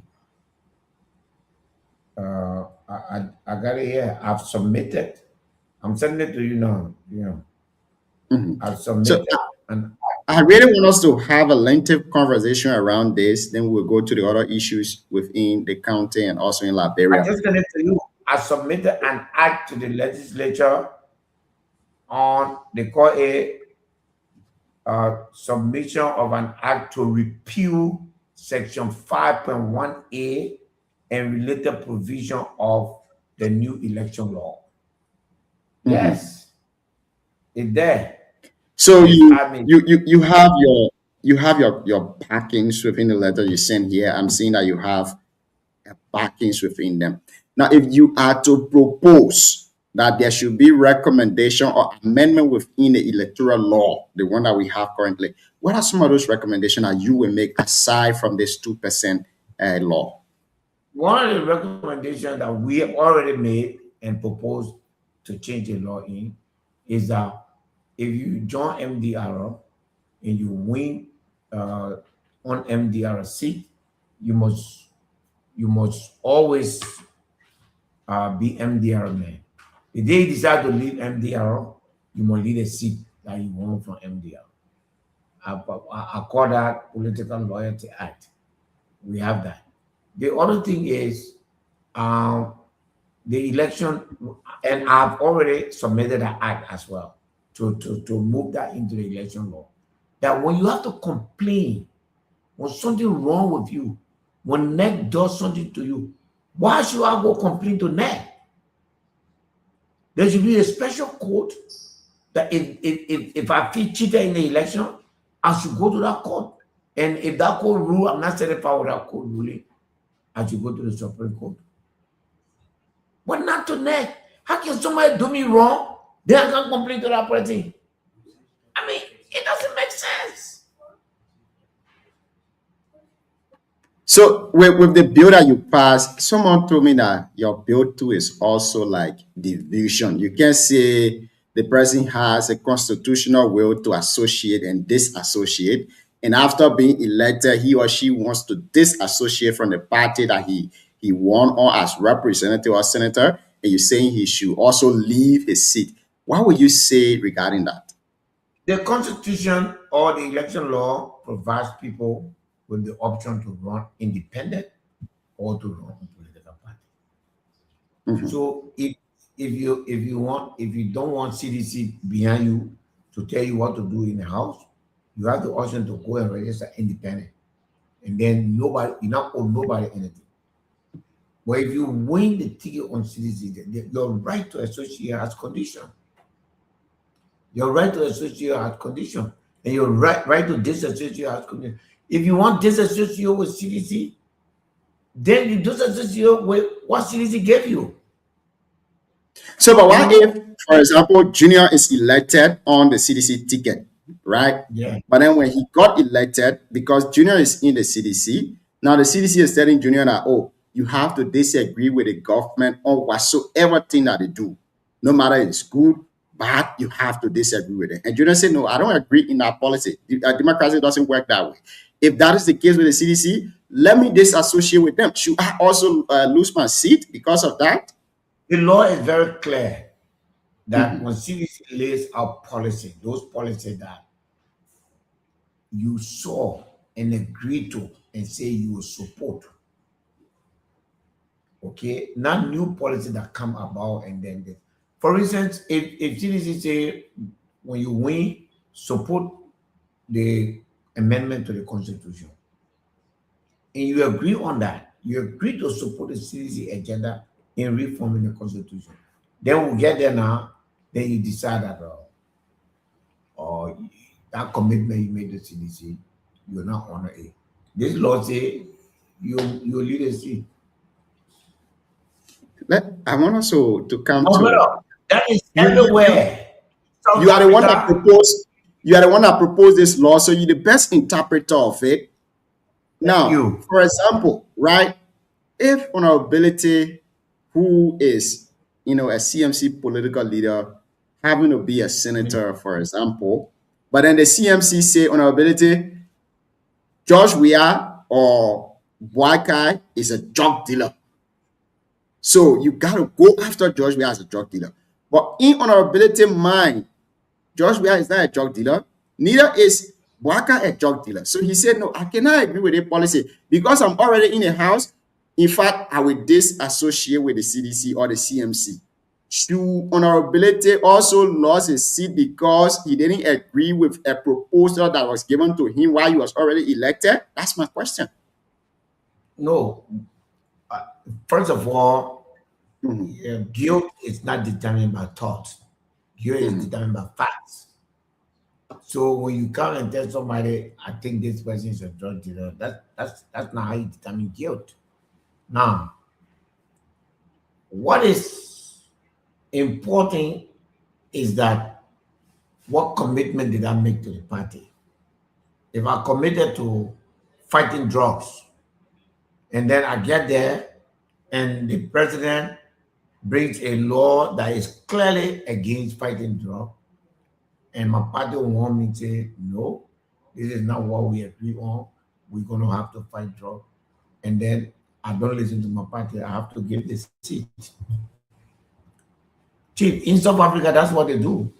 South Africa, the president of South Africa was removed by the party. They withdrew his nomination. UK Tech do that. United Kingdom Tech practice that. Britain does that. Chief, you have the option to go and become a lawyer. I mean, a lawmaker through independent means.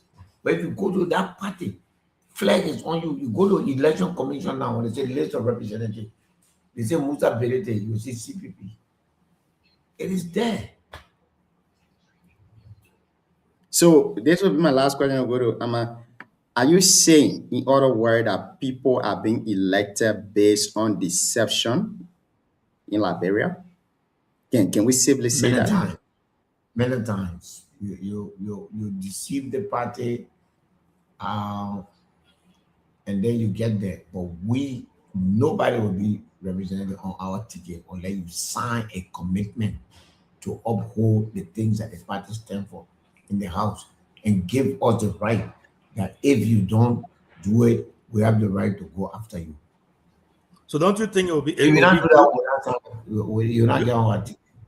You think it's good for that to be left to the party, the various political party to come up with those agreements instead of passing a national law? Sorry. No, I'm just asking. I said, don't you think it would be a good idea for that to be left to the political parties to do that, to have those agreements in place instead of enacting that into a national law?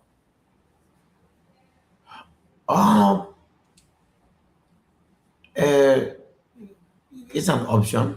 It's an option. If we fail to enact the law, that is a backup plan for some of us. But at the end of the day, thank you. At the end of the day, we should pass law that will allow us to monitor. Chief, look at the lawmaker there. Look at how they're doing. Look at CDC people go jump behind their own speaker and move.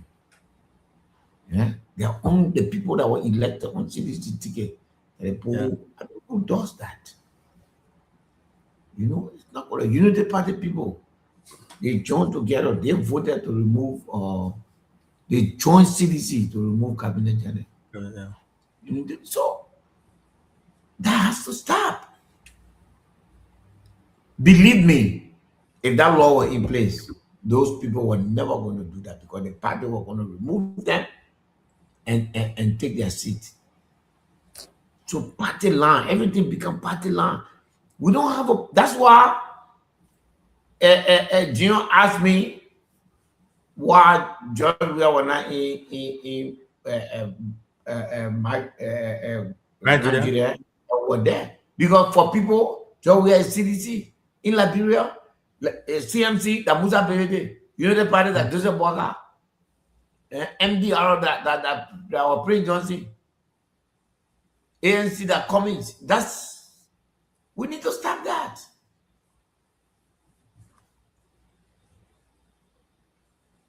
Well, thank you very much again. Thank you very much. We are hosting our Musa Hassan Belete here this evening. Let's go to you, Aman. You can ask your 2 questions on this round. After you go to the top 10 ambassador, we'll go to the second round of questioning. And then apparently we'll let the guests to go here this evening. Aman, welcome.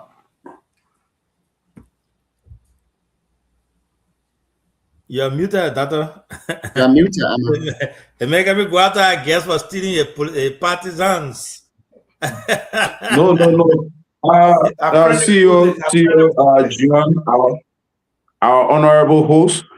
It is always an honor to have Sir Musa Hassan Belete, the right representative of the people of Nimba, to be precise. District number 7, the electoral district number 7, Nimba County. And unprecedentedly, Honorable Musa Belete.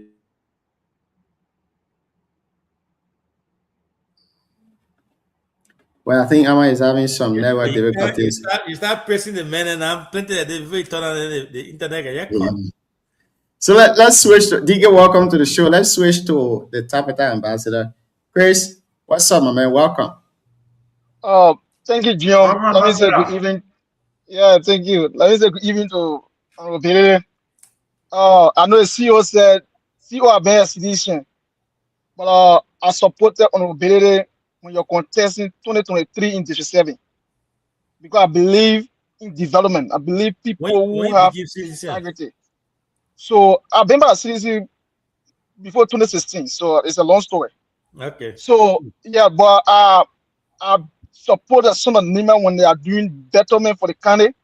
I think it's upon us to rather run an individual. So I've been a strong supporter of before 2023. So this is my concern.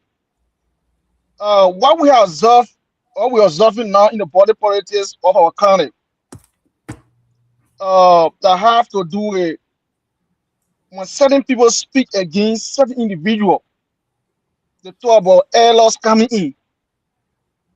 But when other people are affected, you don't see they talk about air, or you don't see the air coming in the picture.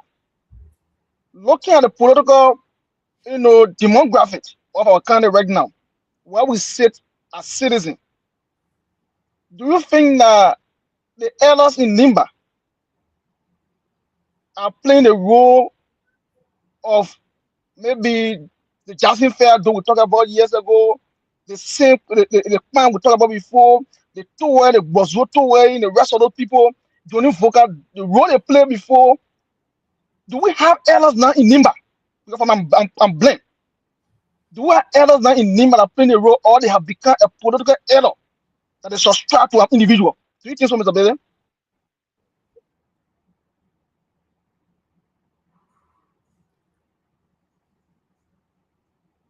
I don't think Did he go off? No, you asked the question. Chris, you finish with your question?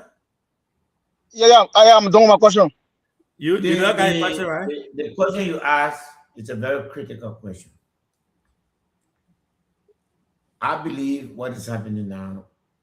So first, let me answer. There are elders, credible elders in Nimba, but they have been sidelined.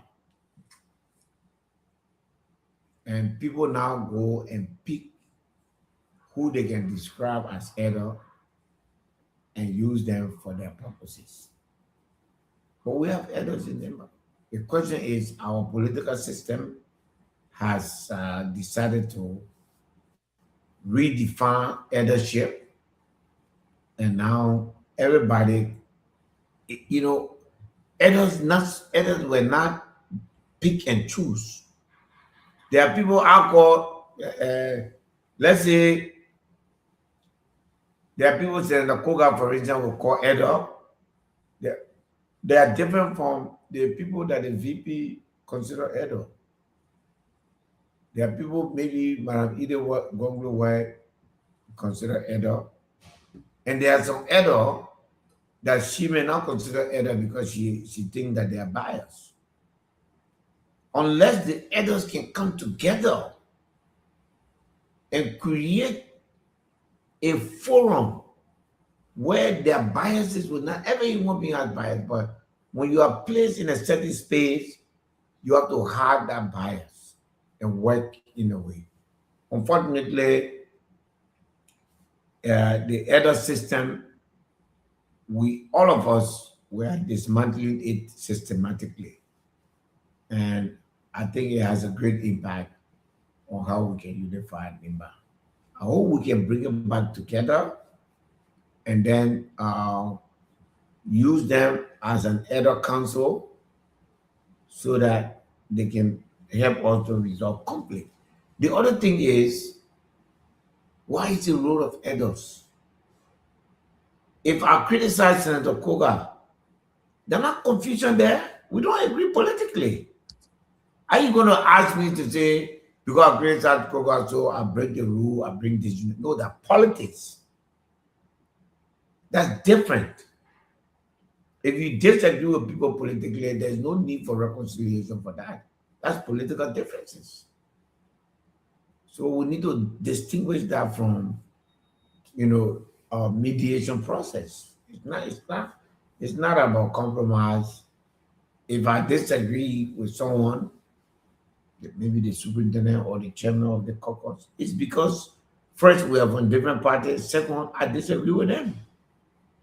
That doesn't mean that we're making fuss. And I think that's our biggest problem. Thank you. Thank you for the response. And now my last question would be, you spoke in Grand Jide.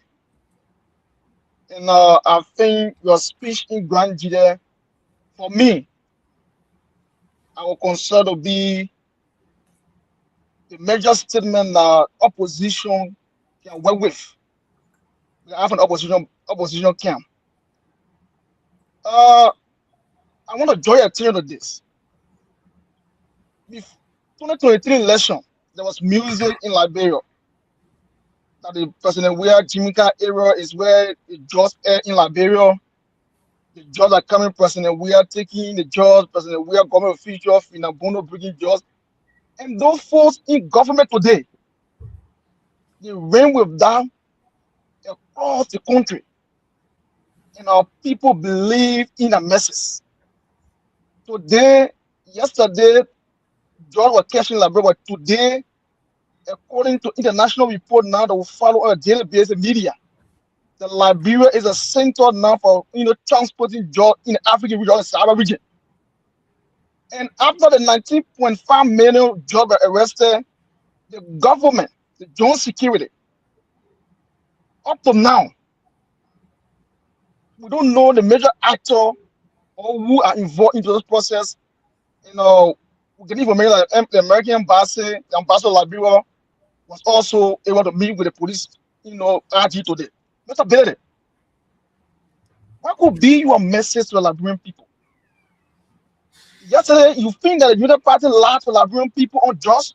Today, they are the actor and the business partner of the job today. What could be your thought on it, Mr. Billy? Thank you. I am utterly and grossly disappointed.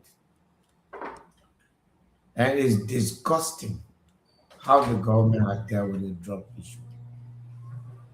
That you seize a fruit of the crime and yet you have made no arrests. Absolutely none.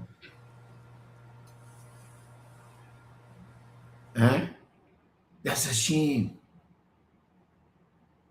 And I think that it's going to affect the government.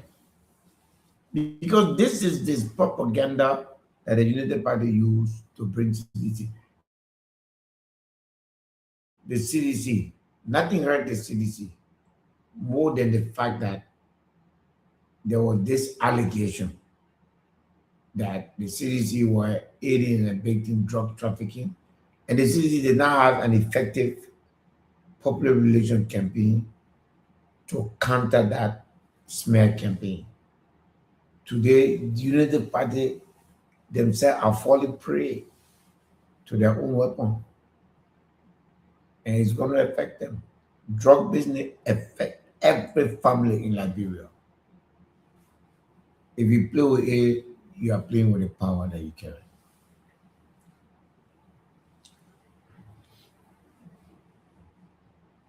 Thank you. Ahmad, are you available now to ask your questions?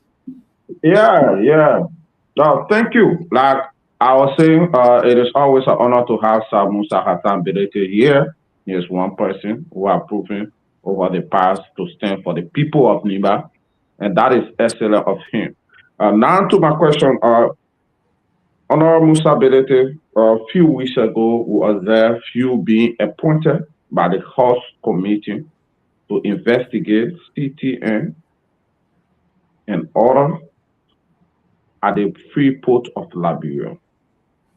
And from others media reports from local dailies, it is alleged that some of your colleagues went behind you and collected, I can even call the lady name, and collected bribe. And in collecting bribe, they said clearly, forget about Musa Belete investigation. It is not going anywhere. And other political pundits believe that you are set up to accept that committee from the speaker.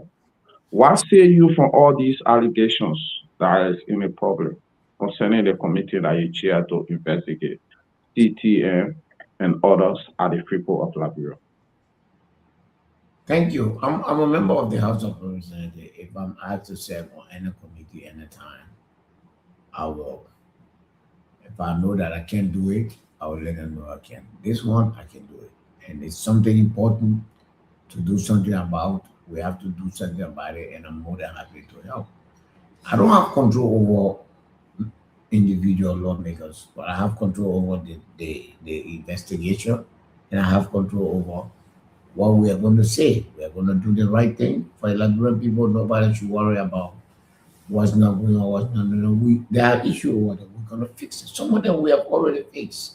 From the hearing, for instance, we have agreed that they're going to open the port even during holiday, during the weekend. They have also agreed that they will stay in the bank. They will stay to open up to 10 o'clock for the bank to receive checks and other things so that the port can go. So a lot of things has been agreed upon. So don't listen to that. The report that we have will be in the best interest of Liberia. No more, no less. All right, here come my second question. For us, we are risk communication people who track every rumors in the media. There is a report on your famous project in Bon County. Your famous project in Bon County. Over the weekend, we saw social media. The ladies, people complaining, people started crying, and some of them even resisted that you sent to withdraw the material from the site. And some people allege, some local community dwell, allege that the area, because of it being black, there is a major flooding taking place. And your people are going there overnight to take the cement, steel, and even sand. What say you? Because this project surround you and every other project that you are doing in Magibi, Bassa, Lofa, Nimba, everything surround you. What say you as a political leader of CMC? We thank you for that question. The rain came down, we were doing the work, and we could not continue anymore. And then we realized that, people were coming in the net to steal the material. We decided to move it from there. That's very routine. When I leave the thing there, the community people there, when they take it, they will come give it back to me. Are they policing it for me? I'm not going to listen to that. We already moved the things. There are the remaining things that we're going to move from there, like the sand, the rock, because the water is, rolling over it. And then once the rain goes down, we'll go and fix the bridge. We already set the basis to complete the work. So, what we're doing is normal. They just agitate us. They don't mean well for the community. So they try to agitate so that the people. I mean, that bridge been there over 20. That place has never had bridge before. I would have been there forever. You know, we just keep to fix it in the last year or so, and we're going to finish it. But until then, uh, we have to, pause the work for the ring. The ring is heavy now. It's going to get even heavier. We are in June. July now, August in the mother of all rain, September has not come here. So we can do anything, but by the time September ends, beginning of October, we'll return and then finish the job. And may I say again, I say Uh, investigate. and lastly, just a follow-up questions. Because these questions have been surrounding in the corridors. For me, we track the risks and we report directly to you what the risks are, and then we catalog the determinations of the problem. You are who? This is You my are who? question to you. You are In who the tracking Nima you? corridor, it is believed that unexpectedly, former Representative Gompu Kagon was removed from his position as the vice chair for mobilization of the CMC without him being informed. And subsequently, a citizen of Monserrado County was immediately appointed. Some political pundits in Nimba believe that it is not fair to him. It was very much disrespectful. He is not feeling fun. How did the CMC, you as the political leader, decided to remove your vice chair for mobilization without him being informed? What say you to this allegation on our Musa Begretti? I'm just hearing that. Wasn't Mike Bloom our vice chair for mobilization? I mean, you're intelligent that you give me. The man, the wire not tracking well. The man gotta be. Man, that intelligence system, you need to go rewire it. We have Mark Bloom as vice chair for mobilization. We appointed someone from Monserrado. You understand? Yeah. So reach back out to the wire. Reach back out to the wire. You say, why you just misinforming on public BD? Gompu for the CMC, Gompu is vice chairman for recruitment. Gompu Kago is vice chairman for recruitment. He has been in that position from the day he joined CMC. He has not been removed. He cannot be. Gompu is literally, it's one of the pillars. If you want to tell me, I can even describe him as the pillar of our campaign in Nimba County. So nothing can happen to Gompu. I mean, that is, unimaginable. The CMC Gompu is one of the owners of the CMC in Nimba County. So he's more secure than anybody can imagine.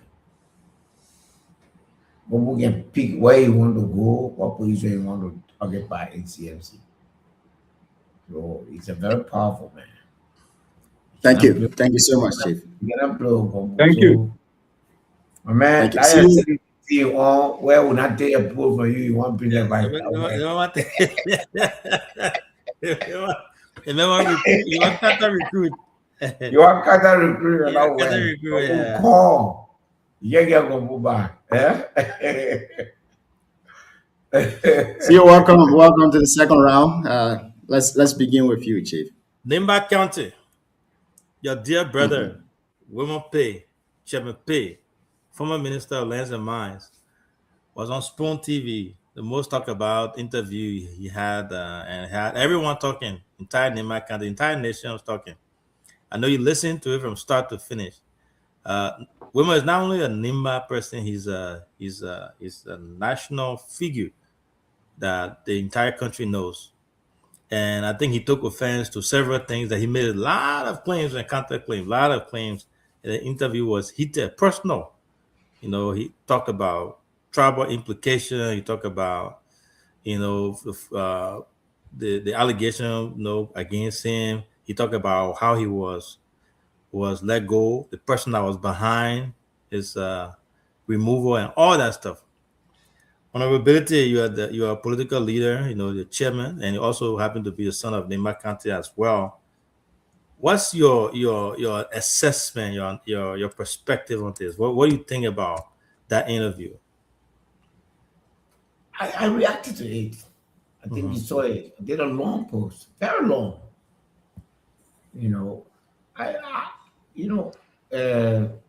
Having the moment I decided to run for president, I made a second decision that I will not be seen into any Nimba controversy. I'll be peacemaker. I'll provide the small leadership that I'm able to provide. I'll provide counsel. And I don't want to get in the middle of when two of my compatriots are having some form of disagreement. I will not add fuel to fire. My position on this matter was that I believe that Wemopé deserved the space that he was in. He worked for it. He's one of those that stayed with the Unity Party, even when it was almost an abomination to stay with the Unity Party. He left, he came back, he deserved everything that he has to have. And that's my position. My second position is that, we may not be in the same party.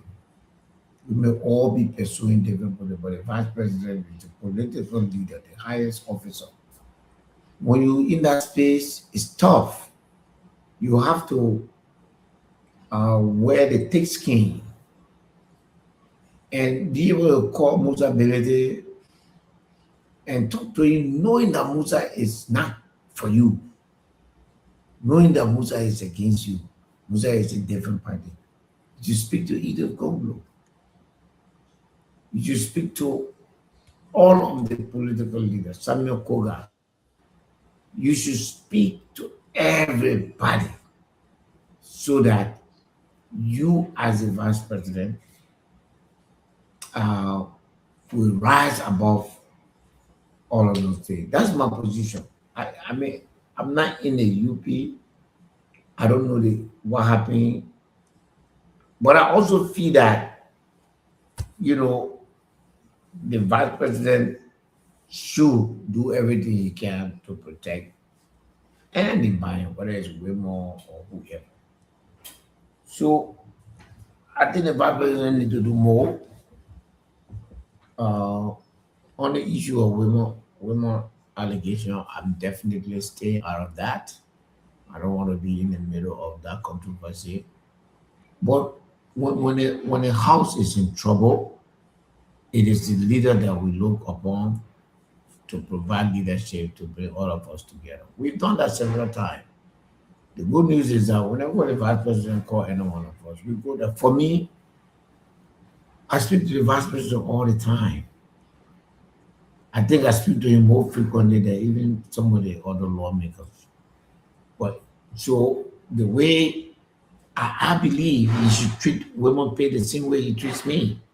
He should treat Samuel Koga the same way. He should have the same communication with either Gonglo, and Councillor Gonglo. You can, once you reach a certain stage, it doesn't matter who brought you there. It doesn't. Once you are there now, and God brought you there. Who want to not for you not to reach there, who not work for you, it doesn't matter. Because it is against the wishes of the people who work against you, but God still brought you there. So when you're there now, you're leader for everybody. You're the dumper. You are anybody here head that you cause it. Anybody forehead that you got to accept that. If it's not like that, I mean, there are 4 or 5 major political actors in the county and at in the VP, and it should not be for them to support him. You should just have a talking relationship. I just told you, the day I decided I was going to run for president, I went to see the VP. That day, I'll never forget. I was at his house almost 10 o'clock because I called him 9 o'clock. I said, I want to see you. He said, come. So So I went there, I said, I just to inform you, I'm going to be running for president in 2029. You know, for me, I do that. If the vice president, if I do something, he's not like he can call me.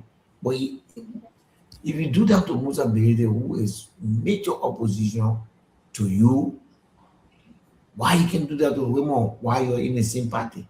Do that to Edith, who currently has not joined any major opposition, and I'm sure she's living a private life at this time. Reach out to her and control all those boys that I say they are fighting for you on Facebook. Control them so that they cannot be attacking people who disagree with you publicly. You know, Senator Koga, the saying, you know, the thing I can say, the space that Honorable Jeremiah Kumu is in is a tough space. You need to recognize that. There are people who wish he never reached there. There are people who voted against him. I didn't vote for him. You understand? I didn't vote for him in the first round. I didn't vote for him in the second round. But we are many. But now he's vice president of the Republic of Liberia. When God puts you in that space now, forget about everybody. Your people who can come to you, oh, don't go to the man. You, Mr. Vice President, you cannot allow your environment to control you. Control your environment. Be in charge of it. So now when they tell you, you will not see the person, see that person. So do you think the people around him? Do you think the people around him are not giving good advice? I know sometimes it's frustrating having that. You know, you look at this person, you act good towards them, and then the next day you realize that person has not changed the thing. They're not support you. Vivi, even if that happens, do the favor to Nima. It comes back to you tomorrow, because I'm here. The election that is coming, I'm very certain that I'm going to defeat y'all in the United Party. And if I do so early and go on the second round with CDC, I will come to you to support me. But if we are not in good terms, if we're not in talking, you will say, you, Musa, you made me to bring the other one I was supposed to. I would never do it. And then you have lost. Then I will go into a run-up with CDC. I will lose. And then Nimba will be the ultimate loser. That can happen in your case.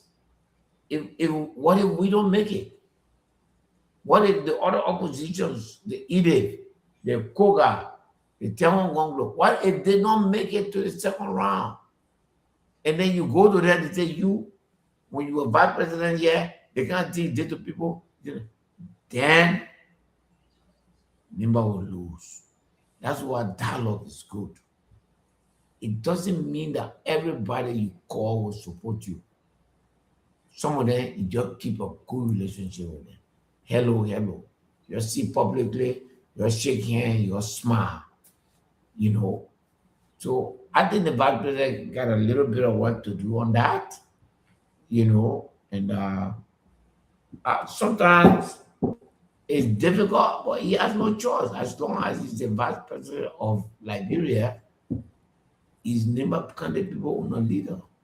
And the elder then too, by the time somebody criticizes, then some of the elders, not all. Then they get on radio, they attack that person. Then they say, they call pistol. You can't call pistol after you finish attacking the person. So I think some of our elders need to do better. So, hopefully we'll get there. Thank you, Jim. Before you come in with your follow-up, so you said when you announced that you're going to run for presidency, you decided to not get in anything for talk with your fellow compatriots from Nimba there, and you happen to be one of the major main leaders from Nimba County, one of the elders there. So what have you been doing? Because obviously you can see little disagreement there between those people. You got a very good relationship with the VP. I know you also talk to the other folks on the other side. What has been your role when it comes to bringing these people together? When it comes to Senator Koga, I talk to him a whole lot. I should have spoken to him today. I'll call him sometime tonight or tomorrow morning. When we were on radio, I called the vice president. And I said, Mr. Vice President, I'm listening to Wilmore, but please make sure that nobody from your side attacks Wilmore. You know, whatever it is, that will give you the chance to have a conversation with Wilmore. He appears very angry and he's not happy. And, you know, honestly speaking, you know, Wilmore worked hard for Unity Party, I have to say. To see him lose that space is quite painful. And I hope that, and what is most important is that he still remain loyal to the party. He still remain loyal to the vision of Joseph Boakai, which is the same as the vision of Jeremiah Kuhn, you know. And so I hope they find a way. I mean, on a normal day, I'm not saying that he will join me, but I'll be on the radio celebrating Raymond stuff and saying, I'm not going to do that. I'm not going to take advantage. I'm not going to play division politics. I believe that our party is a development party. Our agenda is development. And I believe that is enough to sell out to us, the Liberian people. So I don't, at this time, you know, I'm going to be calm. I will take my time. Yes. Thank you. My last question, and I promise this is my last one, Genevieve, come in. You made a statement there inferring that the people around the VP, even when you talk to him when women was on, you even advise him to tell his people around there to not go after women or attack. And you insinuated that those guys, the folks around him, sometimes give him the reason why he is sometimes he makes mistakes.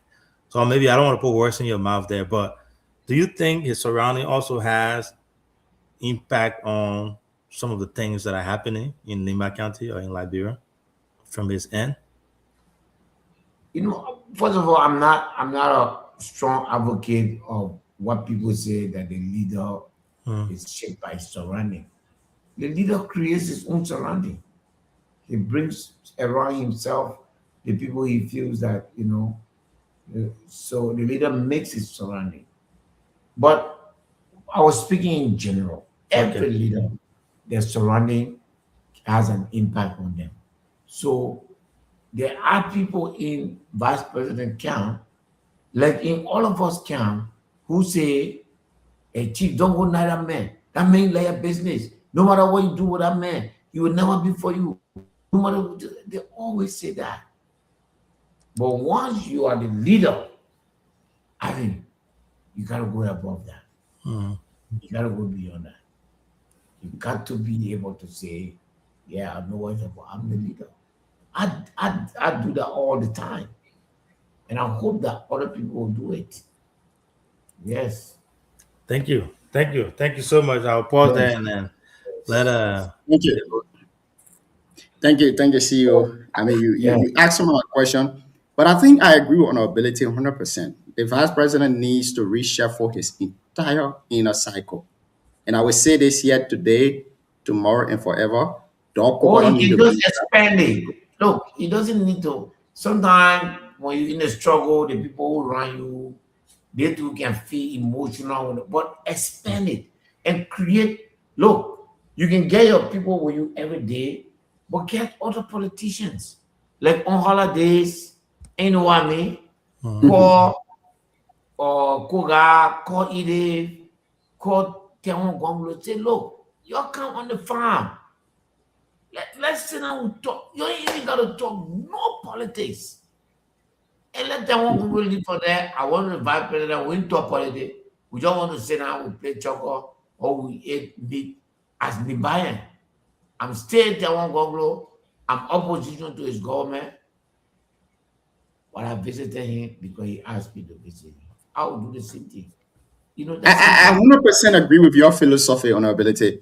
I agree with you. And just to when I maybe become president when I become president of Liberia after the election in 2029, there will be no Nibayan that will not come in, no stakeholder, no matter how many times you cost me, but I will still have a dinner with you in the mansion. Sometimes one-on-one, sometimes in group, or we come to Secretary, we sit down there. Because once you are in the Nibayan, I'm your leader, and you deserve to be everywhere I am. You don't have to be my supporter. So, if before I go to my question, if you win as president, which position are you going to give to me? Let's just go on. No, I will not give you any position. The reason why I will not give you any position because I want you to keep my feet on the fire. Great. So I want to keep you where you are and make sure that you keep my feet on the fire at BKS. I will not get you fastened. You will struggle. But at the same time, it will all depend on you for free information and credible information for our people. Thank you very much. I agree with you. Before I ask my next question, like you said, the VP need to expand his circle. He also need to kick some people out of his circle. And one of the recommendations I'll make is Doug Cooper. Though it's an academic fraud, he does not represent us as a county, and I don't think he should be around the vice president. We don't need to do so.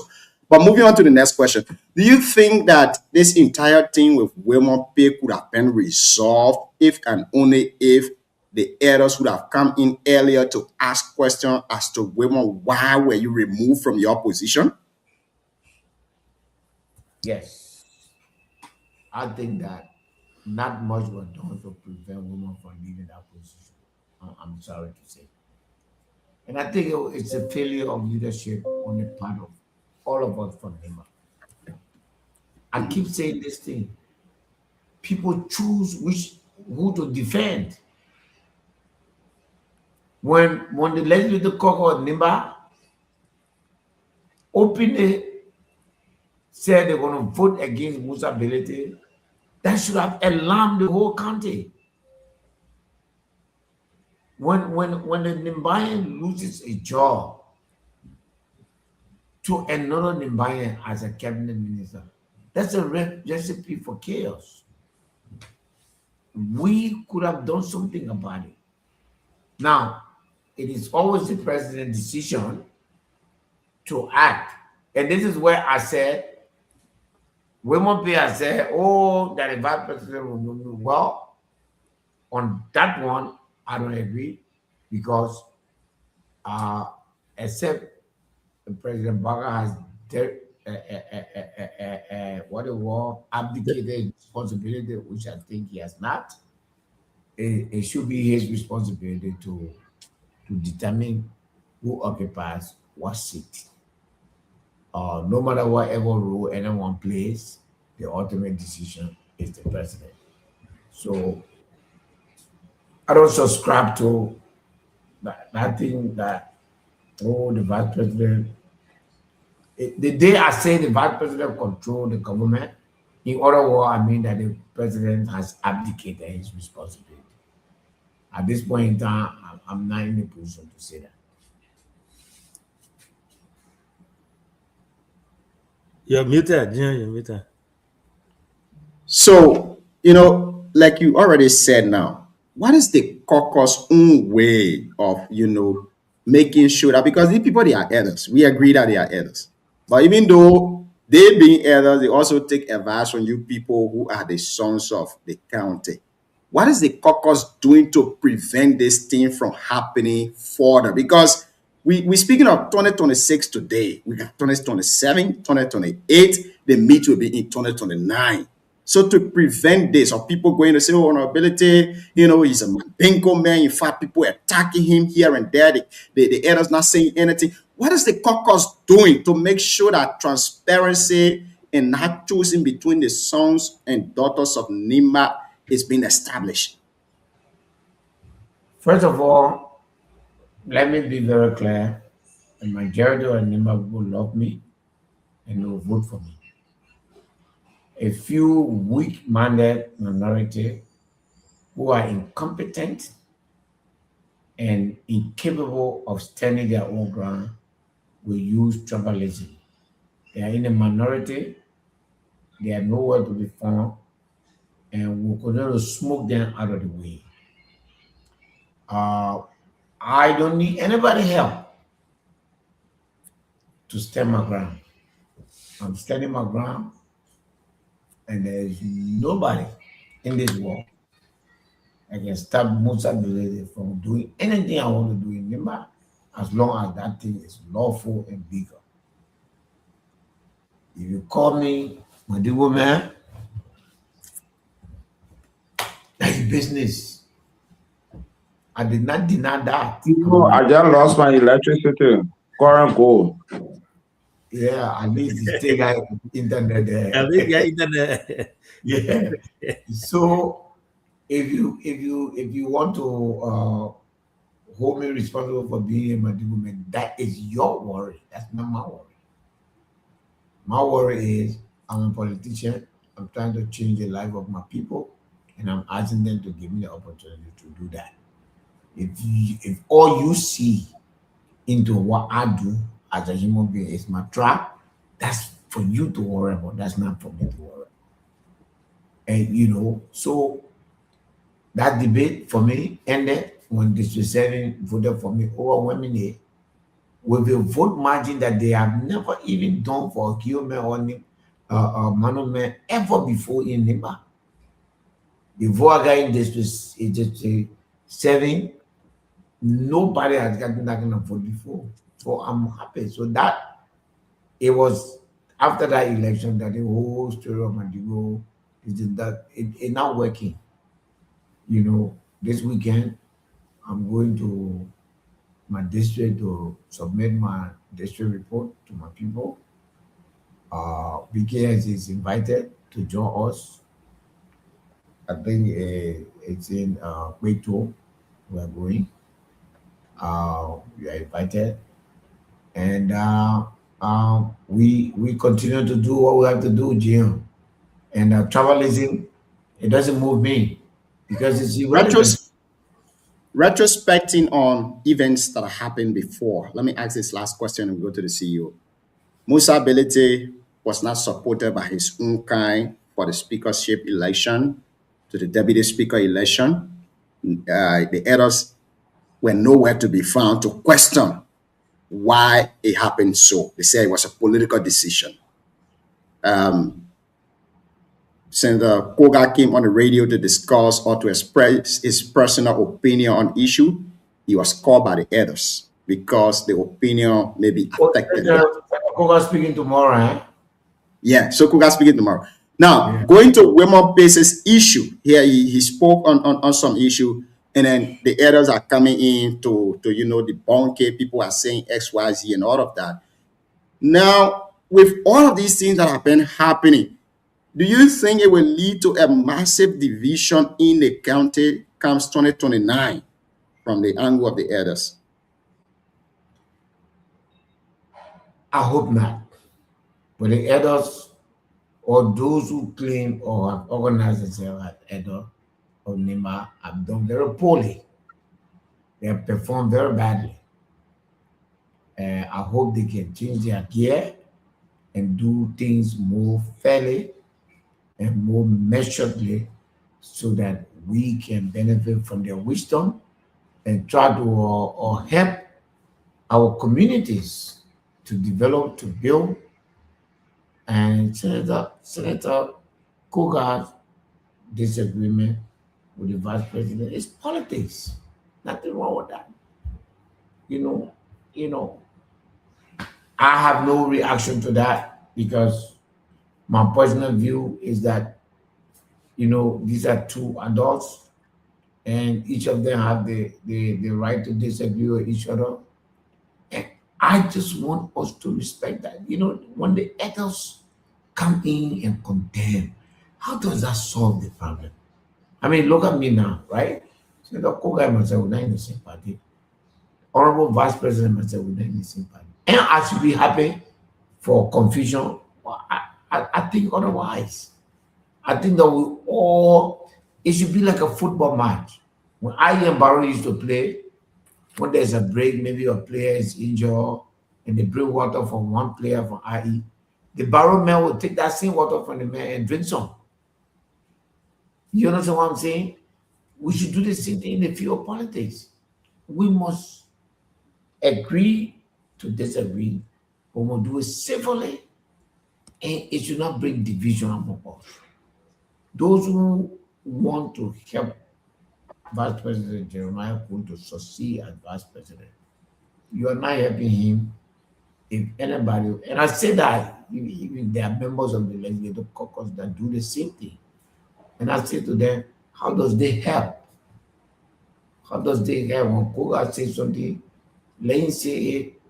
Whenever the Vice President wants to respond to him, will respond to him. Most of the time, the Vice President can choose not to respond. But then people, amplify it and respond, and they cause the man, they call him the. It doesn't help. It doesn't help. So I'm gonna be in the position that I'm in. Yes. In Nimba, let's go to this issue. Maybe we can go to the CEO with that. How are you guys establishing project or identifying projects to be undertaken by the county administration? We're going to 3 years now. Nothing with it. I have no, absolutely nothing about what is happening. The caucus, we have nothing. I believe that. Are you saying you're speaking in general for everybody, or you just speaking for yourself? Nothing has been submitted to us as a budget or plan. We have crowd for it, we crowd for it. When I get it, the chairman, the Secretary General of the caucus, we have told them to write the superintendent to set us a plan of action. I mean, at least let's know this year, this is all the things I want to do. The way they're making it to look like anything that comes from the superintendent, that Joseph Waka sending to us. Well, they're not true. They are lying, because every money that the superintendent has is in the budget, that the legislature can approve the budget. So they think that they want to do these things, they carry the president name, but when election on campaign can will talk about it. When campaign can will talk about it, so I'm not worried about that. But I don't know, since I became Senate representative for Nimba County, until no work plan. I think the first year we got something. I'm not even sure, but it looks like we got something. Since then, it's going to the end of the 3rd year now. Nothing. Because the reason why I asked you this question is I was told by someone from the superintendent office that for the past almost 3 years now, you've not gone to the office to pick up your scholarship or financial aid fund that is intended for the district citizen. The reason best known to you. Guys, I know the messenger to you or to the person who talking to you. And the number of it in Nimba, that's a lie. So if there's a check for me, how would I know? Yeah. But you're not holding the superintendent accountable. You have oversight responsibility over the workings of the superintendent. You can write the legislature to summon the superintendent, but you are not doing so, honorability. I have a different approach. Which approach is that? Tell us. To when it comes to Nimba, I don't want to be part of any division. And we already have enough division. So I will stay behind the caucus to push them so that we can ask the superintendent for plan of action. And then we can go over it together. But I don't want to bring my country all the way to Capital Building, write report to report it. I don't want to do that. I will keep my action within the caucus, and I'll cross my finger, hoping that one day, like I said, At least by now, the audit report for 2024 should be out. We passed 2025, 2026 is about to end. No audit. One may say the decision on our ability is the same decision that was taken by past caucus administration that led to the current, huge 12 million report that we have in the county currently, because there were no oversight with the workings of the county administration. Some may say, we are going towards that, and we push it. I promised myself, you have to push me to the wall to come publicly to attack the caucus.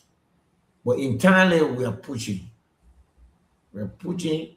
Senator Koga has, I think, obtained a mandate from the Senate for audit of the county. So let's see what comes out of that. But for me, if I have a disagreement with the superintendent, my first option would not be, we are within the caucus. We are pushing the chairman, we're pushing the leadership to ask the superintendent for audit report. Let's see if that doesn't work, we'll use other options that we have. Do you think it's about time the caucus reshuffle the leadership? Well, the rescue caucus, whoever they want, that the person they can take. Do you think it's about time that the caucus reshuffle the leadership? It will not make no difference. It will be the same. The same man is there. You bring anybody, will do the same thing. Everything the same man. I don't believe that change of leadership will bring any difference. I'm sorry. What I know now, look, Koga, Musa Berede, Tawangwe. Those are three people that can likely bring change to the caucus. Those people will never be elected as chairman of the caucus. Because the majority is on the other side. So, in Musa Mera, you have to bring Nyaflomo, Enes Manse, Negege, Koto, or Glikia. One of them. It will be the same. I'm sorry. And then why you think the report that caucus have come out with when it comes to the reaction regarding all this report that came out? You say you finalized everything. Why the man didn't bring it out yet? I'm shocked that it has not come out yet. I actually thought it did, but I'll follow up. Do you mind telling us what y'all came up with? That we want an audit. We want action. Yeah, action. And then yes, we and the met pepper. that we should take action should be taken by the Minister of Justice, the LSTC. That is what in our conclusion. I'm surprised that we have not done it.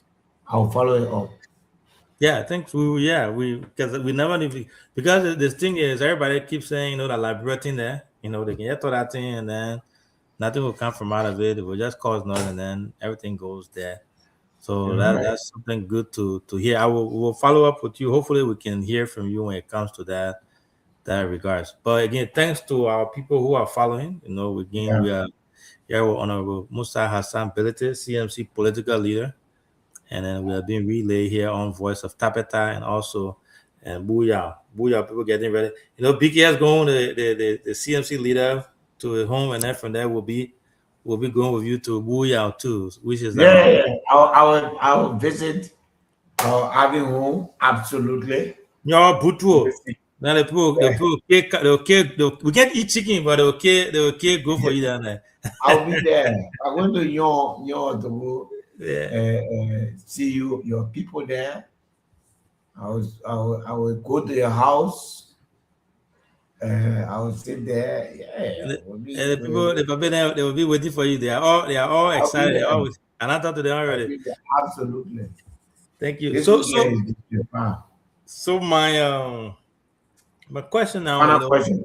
My final question. I found out that last one is the secretary just came. I don't know if we should just give Celtic the last question to ask before we. I think let do so that we can let it Yeah, honor. let the guests go. Celtic, Let's do so so. you ask the last question because we had our guest for a long time. Now. Celtic, what's up? Not about Chief. I mean, I thought to at least speak to the. Yeah. How is it? Not bad. Yeah, well, I know the CEO and the rest of the folks being asking all the hard questions. So, I mean, it's good to see you again. You know, the last time we could not make it up to you, or you could not make it up to us. Yeah, I couldn't make it, yes. So, how was the program? It was excellent. You know, very good. You know, we interacted, relaxing. You know, the role, you know, is still better than what it used to be. It's a little bit bumpy now because of the rainy season, but it's still, you know, you can still move at 20, 30 kilometers per hour, which is not bad. Oh, okay. It took us 4 hours from Seklipi to Zvedru. That's good. Yeah. So, see you. I'm asking question. Question, Chief. Ask the one question, then we'll Yeah, you know, is it when you enter the church late, you can start singing? Exactly. Your be a little careful. That's what I'm not trying to do. That's why you are being careful for. Yeah, so honorability, I know their going weekend was convergence of political leaders, but many are being concerned. I don't know whether they are asked this question, but the essence of you people going on that program was the celebration of the CMC, you know, 22 years, CDC, 22 years of existence. So I know that if it was a human being by now, that person could even be married. They has a right to marry under the law. Yeah. So many concerns now is that in the absence of the political leader, you guys, you know, the land law was not on the land, but you people, you know, begin the land law. So many are being concerned. What's the message is about? Is it that, you know, political party, you people are trying to converge in Grand Gila? What was the meaning of that meeting? Because the land law was absent. The biggest statement over there is that we look more to institution than individual. So as opposition leaders, CDC wrote us and we responded to them. We didn't lay a condition as to whether we are there or just we are not there. We didn't know whether he was going to be there or he was not going to be there. We went to a CDC program where the leadership, you know, wrote us to attend and we attended. And we are happy that we did. You know, we gave good speeches, we made positions. We're happy that opposition unity is fine. Is it a new formulation of CPP? You see the man singing the song. We're not discussed. CMC has not discussed coalition with anybody. We're not discussed any coalition with anybody. Yeah, because the reason CMC standard for coalition is way up there. You saw the press release that released today. Coalition is not us. Go through it. We are not taking coalition lightly. Before we come to you to do coalition, we first got to agree whether you are the person we are able to work with in a single government. We got to answer that question. The second question is, you and us got to see the future the same way. How you see Liberia for now, 5 years from now, how we see Liberia must be the same. It must be synchronized. And then 2 is how, or 3 is how do you see the governance system? What kind of reform you're going to bring? Constitution war, term limit war. All of those things have to be agreed on. And we're going to put a term limit to speak, the tenure, how to reduce the tenure, how to reduce the tenure of lawmakers, how to reduce, and how to reduce the term of the president, how to put all of that into perspective. So a lot need to happen. When you win election, how do you manage the transition? How do you scrutinize people that are giving government job? Too often between the CDC and the Unity Party, they just put people in places. You don't check them, you don't do background check, you don't do economic. So we have to put all that in place. How we can pick the people from poverty? We have to agree that these are the things that we need to do. How we can change the economy to give it to Liberians? We have to agree. The freeway. So CMC is not a joke, charity. As political leader and one of the founders of CMC, if we wanted otherwise, wouldn't you think that it would be much cheaper to join the United Party, ruling party? I'm a lawmaker. They will lay the red carpet for me. Or I could have gone to CDC. We don't agree with many things that happened in the past. And so we formed this party together, a group of Liberians, to bring change to our country. Thank you. Thank you so much. Thank you, Honorability. Thank you, CEO. I had a lot of questions, but it's good that the team, are able to show up tonight to, the show. Thank you I hope very to not much. miss you anyway. No. Thank you very much for being here tonight on Ability. Again, we appreciate your time. Always my pleasure. Always my We pleasure. appreciate you being here. But before we take leave of you, you're a sports lover. Tell us which team you're supporting in the World Cup. Liberia. I support all the African teams except for South Africa, so I'm happy that I support all the other African teams outside of Africa. I support the USA because some of my children are also American citizens, so I support the USA. And then I support Portugal because I'm a fan of Cristiano Ronaldo. Those are my choices. But anything that play against an African team, I'll support the African team.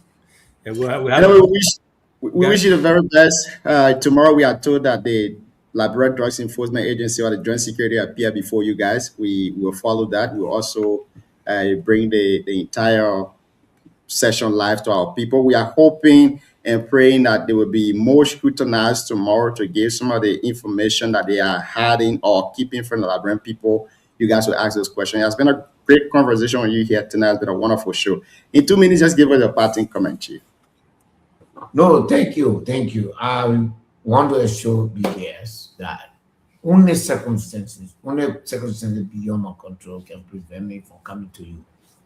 Any day, any time, this is our NIMBA network. We will give you priority over all other networks in Liberia. We're proud of the work that you do. I want to tell you thank you.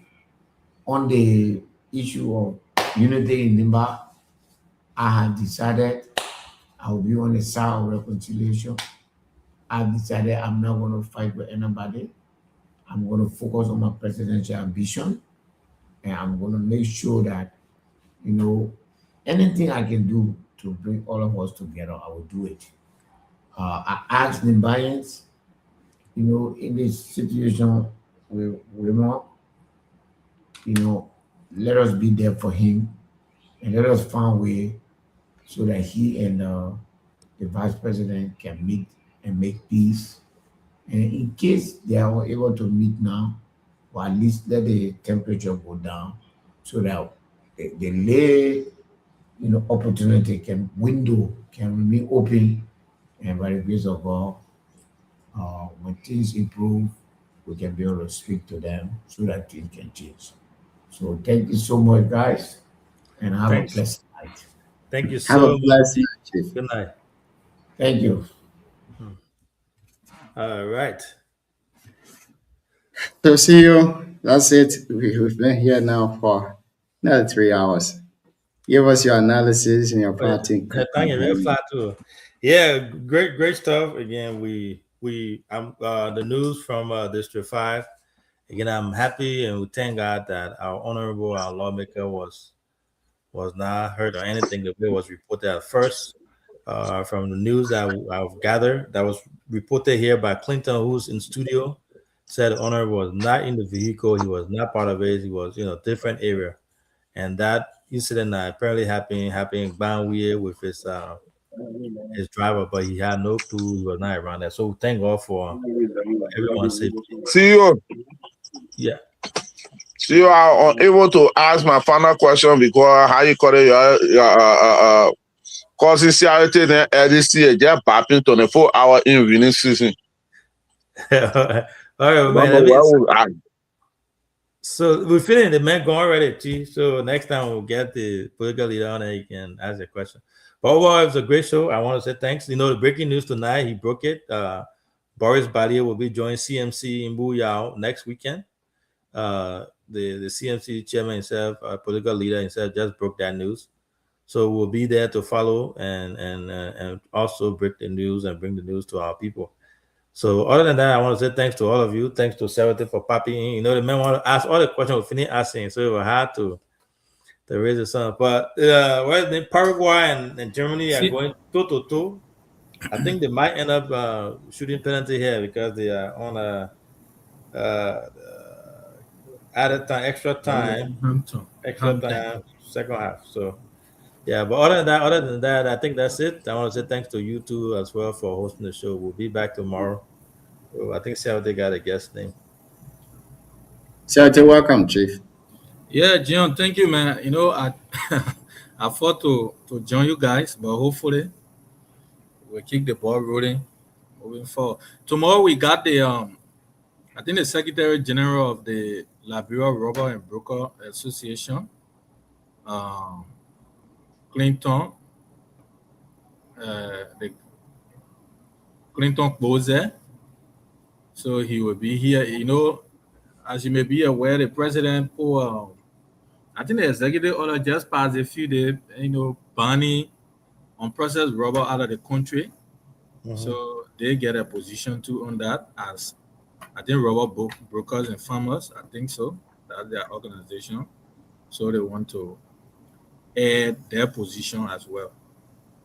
So we'll hear from them tomorrow. I will send his photo to the CEO so that we can do the post for tomorrow.